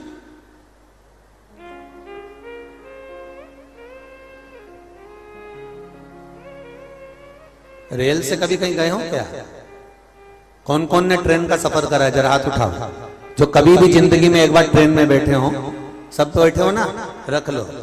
ट्रेन का सफर करने वाला व्यक्ति एक बात का अंदाजा लगा कर रखना, रेलवे स्टेशन पर खड़ा है, टिकट उसके हाथ में रखा है और ट्रेन का इंतजार कर रहा है। उसकी बेचैनी देखिए, कितनी देर में आएगी, कब आएगी, बहुत देर हो गई, आज तो ट्रेन लेट हो गई, बता रहे हैं कि आधा घंटा लेट आएगी। अब बेचैनी देखिए, उसकी चिंता देखिए। सामान, बैग, पत्नी, बच्चे, कुटुंब, कबीला सब साथ में है, खाने का सामान भी साथ में है, पानी की बोतल भी साथ में है। इसके बाद भी उसकी बेचैनी देखिए, आई नहीं, अभी तक आई नहीं, और आएगी तो भीड़ रहेगी कि नहीं रहेगी, कितनी भीड़ रहेगी, कैसा होगा, क्या होगा, उसकी चिंता बढ़ती चली जा रही है। जब तक ट्रेन नहीं आती उसकी बेचैनी, उसकी चिंता बनी रहती है। और कब आएगी, सामने आई और बोगी यहाँ आएगी, डब्बा यहाँ आएगा कि वहां आएगा, और डब्बा पीछे लगा, बोगी पीछे लगी कि आगे लगी, ना जाने कहां लगी। चिंता बढ़ती चली जा रही है, चिंता बढ़ती चली जा रही है। खाने का सामान है, खाने में मन नहीं लग रहा, पानी रखा है, पीने में मन नहीं लग रहा, परिवार बच्चा सब साथ में है और ट्रेन का इंतजार है।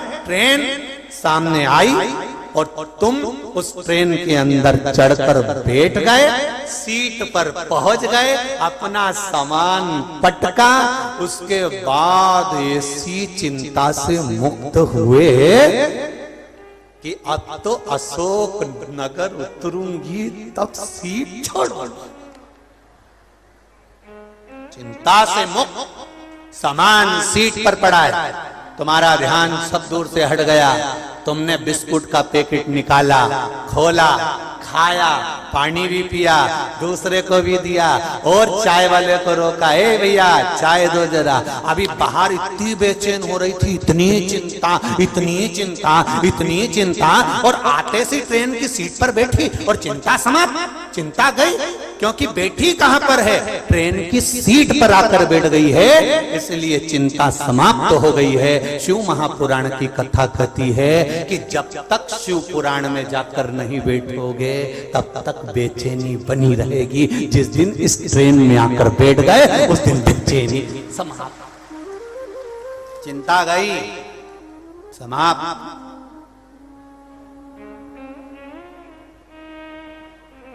एक बार भगवान की कथा में, एक बार इस भक्ति की कथा में, एक बार शिव महापुराण की ट्रेन में, एक बार भगवान की भक्ति में आकर बैठो, चिंता से मुक्त हो जाओगे, चिंता छूट जाएगी।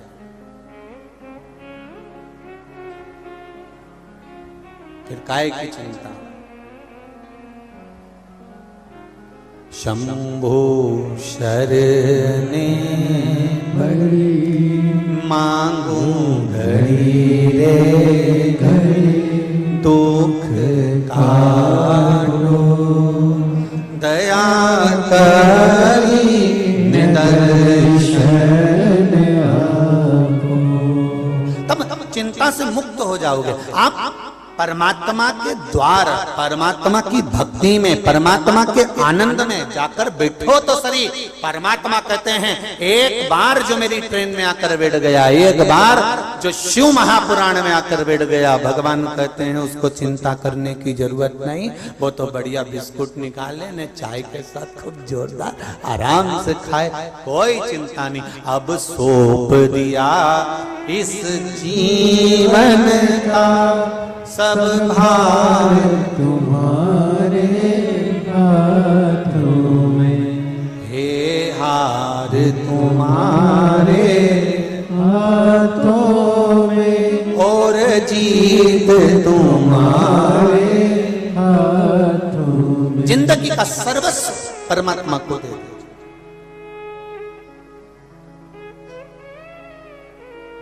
एक भोला कैलाश में और एक भोला मेरे विश्वास में है, ये निश्चित है, ये निश्चित है।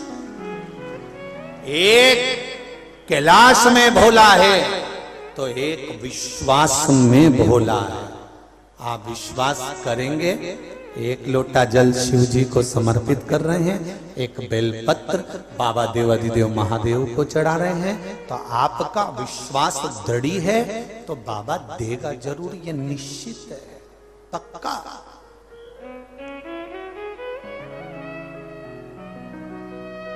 वो देगा। और अगर विश्वास नहीं है, भरोसा नहीं है, होता है। पंडित जी हमारे यहाँ पर, यहीं के पंडित जी से मतलब नहीं है, हमारे पंडितों से भी मतलब, और सारी दुनिया के जितने पंडित जी हैं, जब भी पूजन कराने बिठाते हैं, हाथ में चावल, जल, खुला पैसा, बोलो बोलो सही है कि गलत है, सुपारी दे के क्या बोलते हैं, भगवान का ध्यान करो। बोलो, बोलते कि नहीं बोलते? अरे बोलो तो रे अशोकनगर वालों, जी जी हाँ, सही है कि गलत है? भगवान का ध्यान करो। अच्छा, केवल भगवान के लिए क्यों बोला जाता है कि भगवान का ध्यान करो? कभी नहीं बोलते कि अपनी लुगाई का ध्यान करो।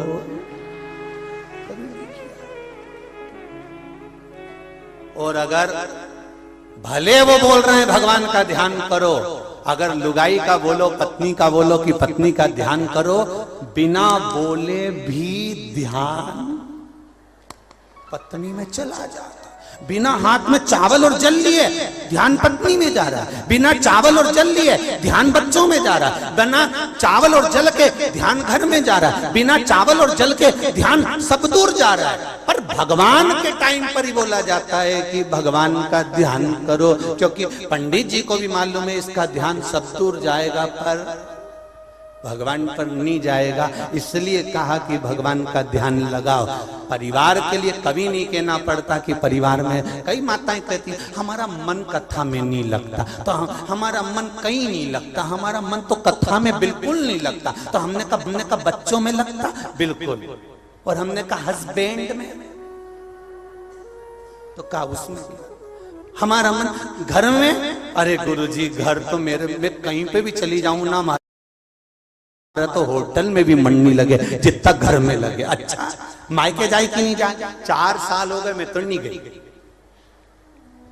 मोहल्ले में कहीं शादी ब्याह हुए तो मैं तो नहीं जाऊं, कथा भागवत हो तो मैं तो नहीं जाऊं। तो हमने भी सोच लिया अगली बार जो घरों में बाथरूम में काली वाली छुपकली होती है ना, ब्लैक कलर की एक छुपकली होती है मोटी वाली, हमने भी सोच लिया अगली बार घर में बाथरूम में चिपकी मिलेगी,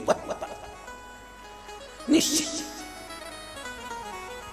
अरे ना राम नाम लीनो, अरे तूने भरी जवानी में, तो डूब के मर जा रे चुल्लू भर पानी में, तो डूब डूब के मर जा रे चुल्लू भर पानी में। जब भगवान का नाम ही नहीं लिया, संसार में आए, मनुष्य की देह मिली, 83,99,999 योनियां निकालने के बाद पशुओं की, ना जाने कीट की, पतंगे की, झुंगूर की, जुआ की, कितनी योनियां निकली। उस योनियों से निकलने के बाद मनुष्य की योनि 84,00,000वें नंबर की योनि मिली, और उसको भी तुम उपयोग नहीं कर सके।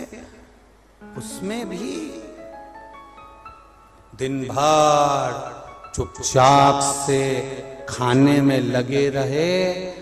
अगर ऐसा कोई व्यक्ति मिले जो चुपचाप से रसोई घर में जाके चाय माय बना के अकेली खा पी के निकल के आ जाए, समझ लेना हींग की डब्बी में खुशबू रह गई है, अगला जन्म इसका जुआ का था।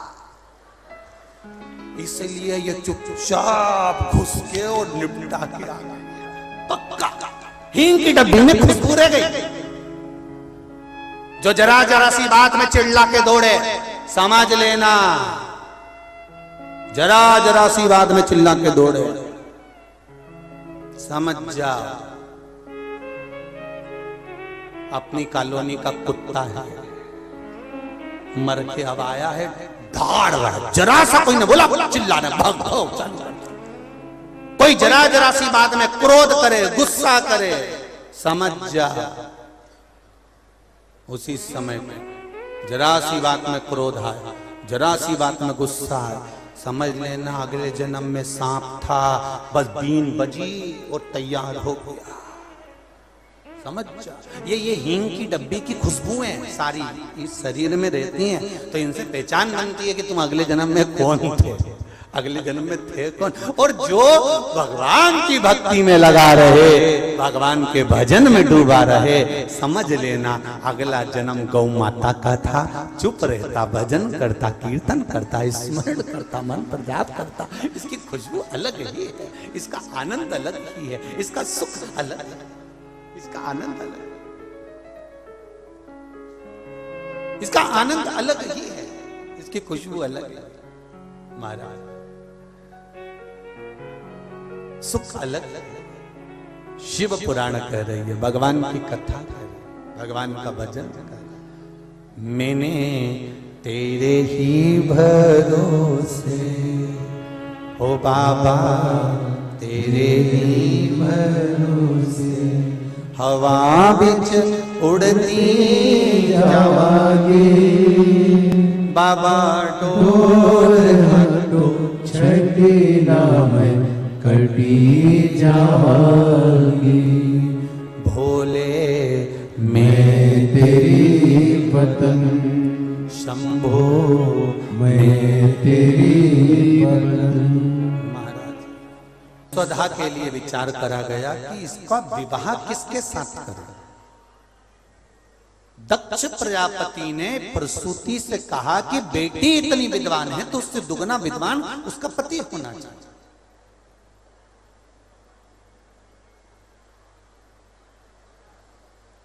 बहुत पैसा देकर, ये वाले बड़ा उठो, बहुत पैसा देकर, बहुत धन देकर बेटी को नहीं बिहाना, बेटी को बिहाना तो लड़का अच्छा हो, कमाऊ हो, अपने बल पर कार्य करता, अपने बल पर करता, ऐसा वर तो श्रेष्ठ था।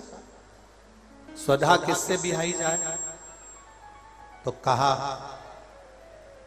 तुरंत प्रसूति ने कहा एक काम करते हैं,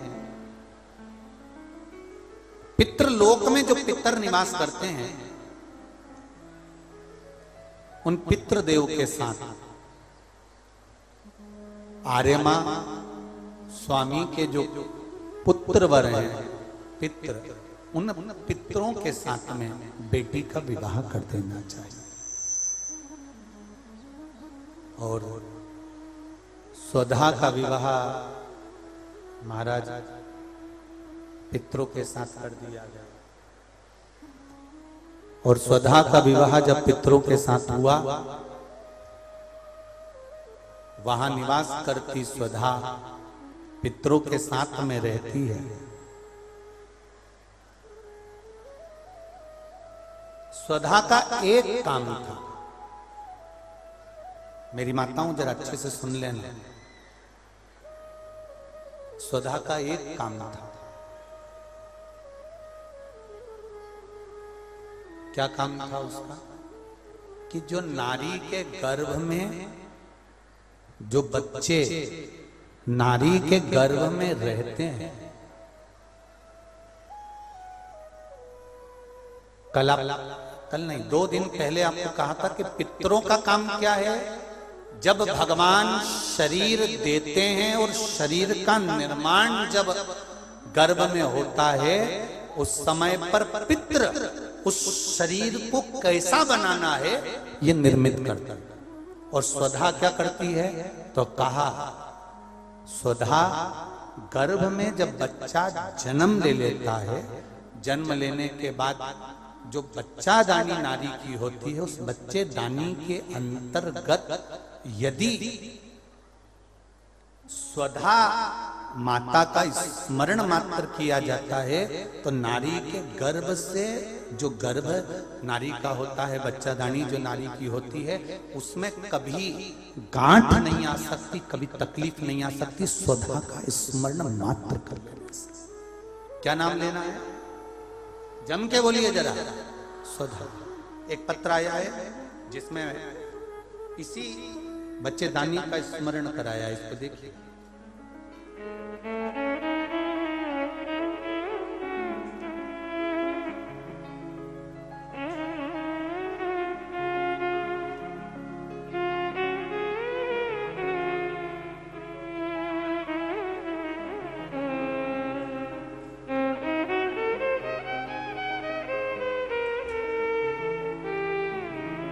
श्रीमती कुसुम नामदेव महाव्या बाड़े के पीछे शर्मा कॉलोनी अशोक नगर से हैं। कहीं बैठी हो तो हाथ हिलाइएगा, जहां कहीं भी बैठी हो हाथ हिलाइएगा, दोनों हाथ हिला दो। अच्छा आप ही हैं, दोनों हाथ हिला दो। श्री शिवाय नमस्ते। गुरु जी शिव की कृपा क्या होती है, मेरी तबीयत खराब रहती थी, मैं पूजा पाठ नहीं कर पाती थी। डॉक्टर को दिखाया, उन्होंने बताया कि बच्चा दानी में सूजन है और कुछ प्रॉब्लम दूसरी भी है, ऑपरेशन करना होगा, जांचें होंगी। मैंने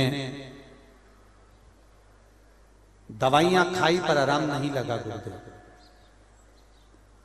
आपकी शिव महापुराण की कथा में पितृव्याख्यान में वर्णन किया था, तो एक लोटा जल और बेलपत्र और चावल के दाने वाला प्रयोग करना प्रारंभ करा और बाबा की कृपा से वो बेलपत्री को खाना प्रारंभ करा।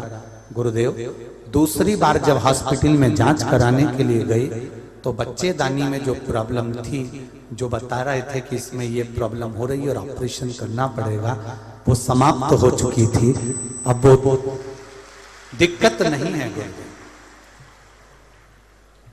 गुरुजी मेरी बड़ी बेटी सुरभि नामदेव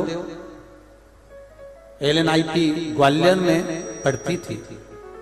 वो एग्जाम देना जाती तो 1 या 2 नंबर से रह जाती थी। इस बार उसने NISX का एग्जाम देना गई, तो उसने मंदिर में जाकर भोले बाबा को बेलपत्री का शहद वाला प्रयोग किया और बाबा की कृपा से गुरुदेव टॉपर की लिस्ट में उसका नाम आ गया। मैं बाबा को धन्यवाद देने आया। ये शिव कृपा। एक पत्र और है,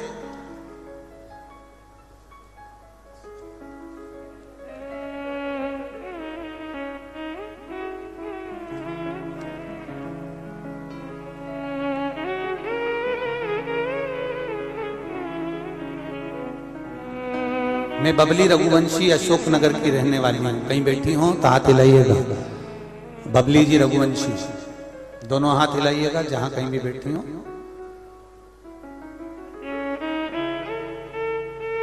मैं शब्दों में क्या वर्णन करूं, महादेव ने मुझ पर ऐसी कृपा करी है कि जितना मैं धन्यवाद दूं कम है। मेरे पिताजी के 3 महीने पहले कैंसर हो गया था और हम सब ने हिम्मत तोड़ दी थी। गुरुजी, मेरा सारा परिवार बहुत दुखी था, हमें कुछ समझ में नहीं आ रहा था। तब डॉक्टर ने पिताजी को कैंसर के ऑपरेशन के लिए कह दिया था। पिताजी के मुख से एक ही शब्द निकला कि डॉक्टरों में भी बड़ा डॉक्टर सियोर वाला महाराज कहता है कि वो देवाधिदेव महादेव है। एक बार कुबेरेश्वर धाम चलते हैं, वहां से रुद्राक्ष लेकर आएंगे, उसका पानी पिएंगे, मेरा विश्वास कहता है कि कैंसर समाप्त हो जाएगा। हम रुद्राक्ष लेने गए, रुद्राक्ष वितरण बंद हो गया था। वहां से कंकर उठाकर लिया आए, कंकर में शंकर बसता है, ये आप कहते हो गुरुदेव, और वो कृपा हुई। उसी कंकर का जल पीना प्रारंभ करा, बाबा की कृपा से दूसरी बार जांच कराई तो कैंसर समाप्ति पर था। ये शिव कृपा। तेरी कृपा बिना नहीं ले एक भी अणु, लेते हैं श्वास तेरी कृपा से तनु तनु। एक पत्र और आया है, हेमंत जी चतुर्वेदी चौबे, तुकवासा जिला शिवपुरी से हैं। कहीं बैठे हो तो हाथ हिलाइएगा। आप ही हैं? दोनों हाथ हिला दो। श्री शिवाय नमस्तुभ्यं। मेरे पापा के कुछ दिनों से दर्द था, डॉक्टर को दिखाया हमने, तो डॉक्टर ने कहा कि हड्डी में गैप आ गया है और ऑपरेशन करना पड़ेगा। बहुत तकलीफ होने लगी, बेड पर रहने लगे। जब बहुत ज्यादा तकलीफ बढ़ गई तब बेलपत्र और रुद्राक्ष का पानी पिलाना चालू किया। 7 दिन बाद दिखाने के लिए डॉक्टर को फिर गए, तो डॉक्टर ने हड्डियों में गैप बता दिया था। वो गैप 7 दिन रुद्राक्ष का जल, बेलपत्र और जल शिवजी पे चढ़ा हुआ दिया, तो डॉक्टर को भी अचंबा पड़ गया कि वो गैप समाप्त हो चुका था। उसकी एक्सरे भी हम भेज रहे हैं गुरुजी।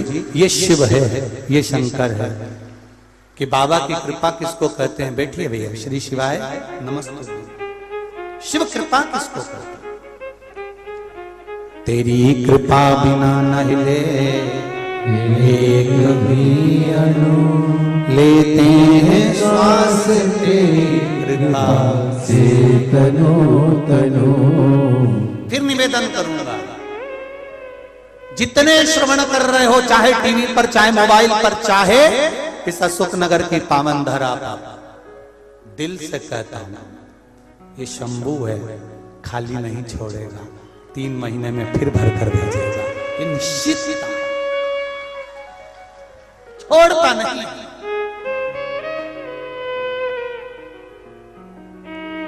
छोड़ता नहीं।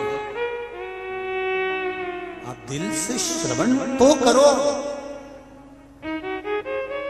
कितनी कृपा हुई है। केवल अशोक नगर वाले नहीं, आसपास के सारे बेल्ट के लोग कथा को सुनने के लिए आ रहे हैं।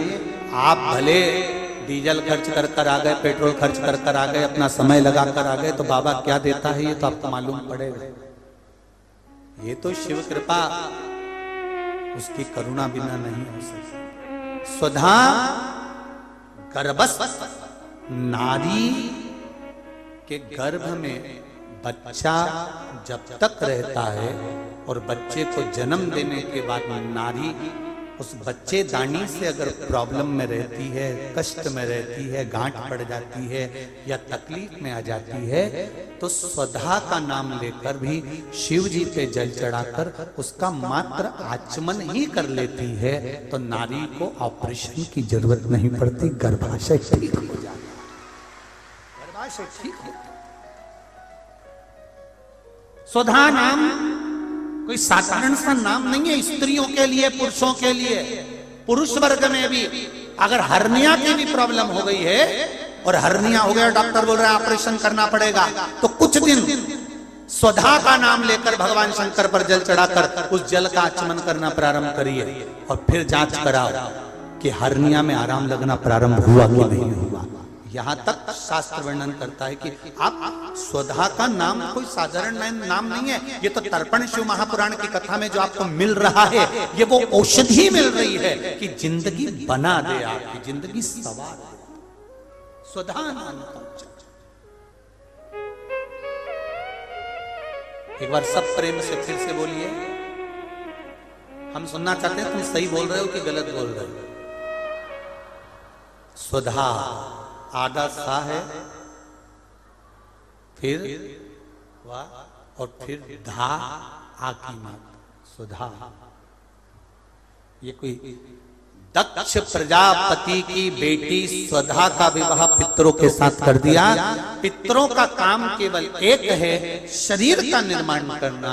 भगवान आत्मा देता है, शरीर का निर्माण पितृ करते हैं, स्वधा उसको संभालती है, संभालने। और एक बात और याद रखिए जरा, बहुत स्मरण रहे, जिस नारी का बच्चा जन्म लेता है 2-3 महीना रहता है और मर जाता है, चाहे गर्भ में धड़कन नहीं आती, श्वास नहीं आती, या उसका शरीर डॉक्टर कह देते हैं कि ये हो सकता है माइंड पर असर हो, विकलांग हो या ऐसा हो, उस समय पर भी स्वधा माता का स्मरण करना चाहिए। दक्ष प्रजापति की बेटी स्वधा, पितरों की धर्म पत्नी स्वधा का स्मरण कर कर अगर जल का आचमन किया जाए, शिवजी पे चढ़ा हुआ पानी आचमन किया जाए, तो गर्भ में जो बच्चा होगा उसकी धड़कन वापिस मेरी स्वधा माता लेकर आ सकती है। ये निश्चित है। स्वधा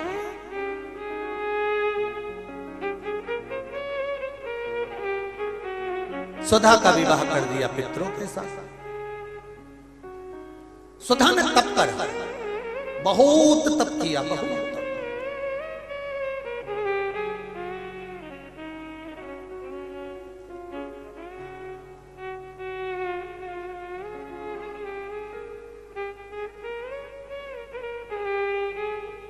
कल हमारी बात चल रही थी तो ललित महाराज कह रहे थे हमारे, तो ललित ने कहा गुरुजी ये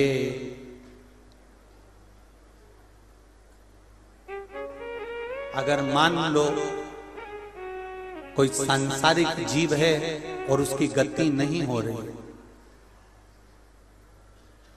उसकी मुक्ति नहीं हो रही, तो उसकी मुक्ति का उपाय क्या हो सकता? हमने कहा शिव महापुराण की कथा जो सुनते हैं वही एक उपाय है। और शिव महापुराण में जो जो नाम बीच में आते हैं, जैसे आपको वर्णन करा कई बार, कुंदकेश्वर महादेव, अवधूतेश्वर, बोलते जाओ जरा, अवधूतेश्वर महादेव, कुंदकेश्वर, अवधूतेश्वर, ऐसे महादेव के जो नाम आते हैं। अब जैसे आज कथा में स्वधा का नाम आया, तो स्वधा का नाम जो आया, ये हम अगर उच्चारण कर रहे हैं तो कहीं ना कहीं हमारे शरीर में कोई रोग है, बीमारी है, कष्ट है, तकलीफ है, तो कहीं अगर हमारी गति बिगड़ रही है तो संवारने का काम केवल मंत्र जाप नाम स्मरण कर देता है। केवल मंत्र जाप नाम स्मरण।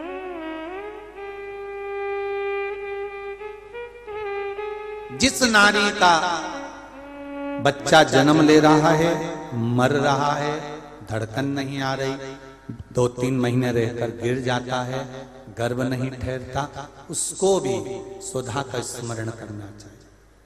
और 25 तारीख को अमावस्या है, शाम के समय घी का दिया नदी के घाट पर, तालाब पर, कुएं पर। शहरों में अगर नदी तालाब नहीं है तो आपके घर में जो मटका है, हंडा है, शहर वालों, गांव में अगर नदी तालाब हो, अपने शहर में हो तो वहां लगाओ। और अगर नदी तालाब नहीं हो तो पानी का जो हंडा मटका रसोई घर में होता है, अमावस्या के दिन शाम को वहां भी दिया लगा सकते हो। अगर नहीं है नदी तालाब बावड़ी कुआं तो अगर है तो वहां जाओ, नहीं हो तो वहां जाओ, पर लगाओ। स्वधा स्मरण, स्वधा ने तप किया, उस तप का बल बढ़ा, और तप बल के कारण स्वधा के यहां गर्भ के सम्मुख में 3 बेटियां प्रकट हो गई।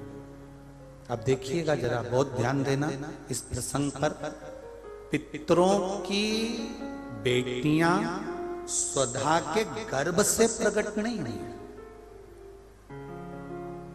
आपके गर्भ में अगर भगवान ने संतान दी है तो संतान देने वाला भी भोलेनाथ, और गर्भ में संतान को 9 महीने तक स्वस्थ रखने वाला भी। 9 महीना अगर गर्भ में संतान है तो उसको स्वस्थ रखने वाला भी भोलेनाथ। तेरा ही दिया मैंने खाया पिया है, तेरा शुक्रिया है, तेरा शुक्रिया है। मुझे भोले बाबा ने बहुत दे दिया है, तेरा शुक्रिया है, तेरा शुक्रिया है। सुधा के गर्भ से बच्चे नहीं हुए, पितरों की धर्म पत्नी के गर्भ से संतान नहीं हुई।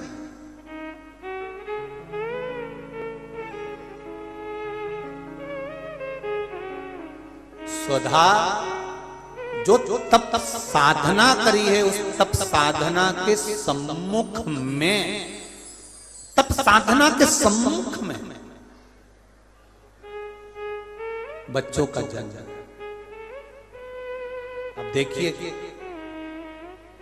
आस्था वालों जरा ध्यान रखना, और फेसबुक यूट्यूब वाले और यहां पर बैठे जितने भी, नारी के गर्भ में बच्चा है, नारी के गर्भ में संतान है, नारी के गर्भ में संतान। और एक बात और स्मरण रहे, नारी अगर गर्भस्थ बच्चा है और नारी को ऐसा लग रहा है कि ये जरूर कुछ परेशानी, कुछ कष्ट जीवन में आने वाला है, हो सकता है मेरे बच्चे को, शंका जो होती है उस समय पर भी सुधा का स्मरण मूल हो जाता है,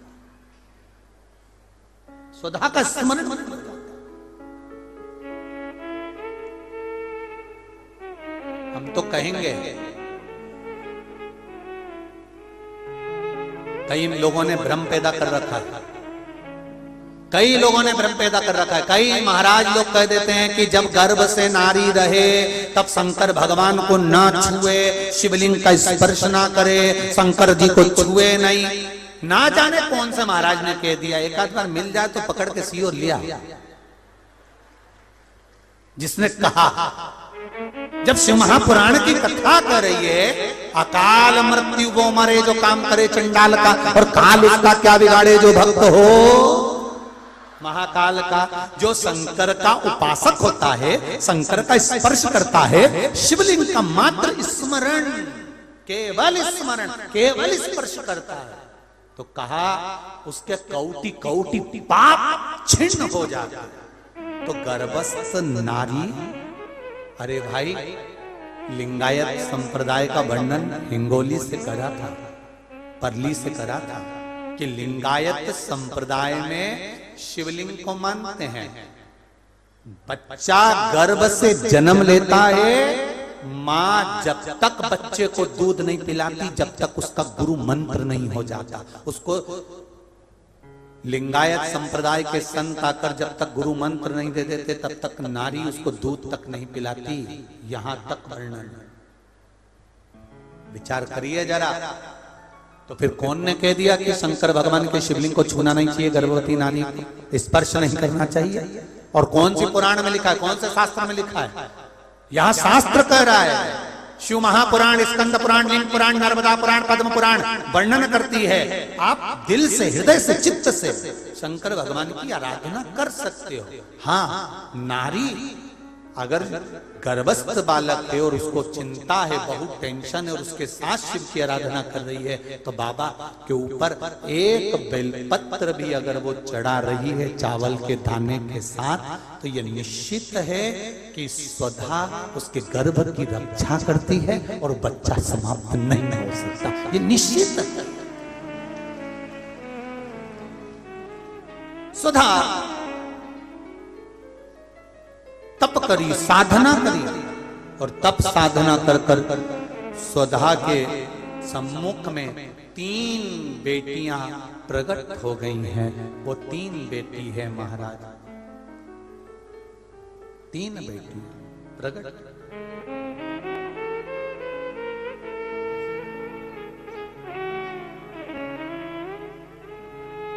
महाराज मैना, धन्या और कला, ये 3 बेटियों का प्रागट्य सम्मुख में हो गया। अब देखेंगे कल की कथा में कि मैना, धन्या, कला, इन तीनों के नाम से जिसको स्वप्न में सांप दिखते हों, मरे हुए व्यक्ति नजर आते हों, या घर में बार बार घात आ रही होती है, तो पितरों की 3 लड़कियां मैना, धन्या और कला, इन तीनों के नाम से पीपल के पत्ते की बंदरवाल कैसे बांधी जाती है, जिससे घर में सांप भी नहीं निकलते, स्वप्न में सांप नहीं दिखते, और घर में कोई गलत कार्य नहीं होता।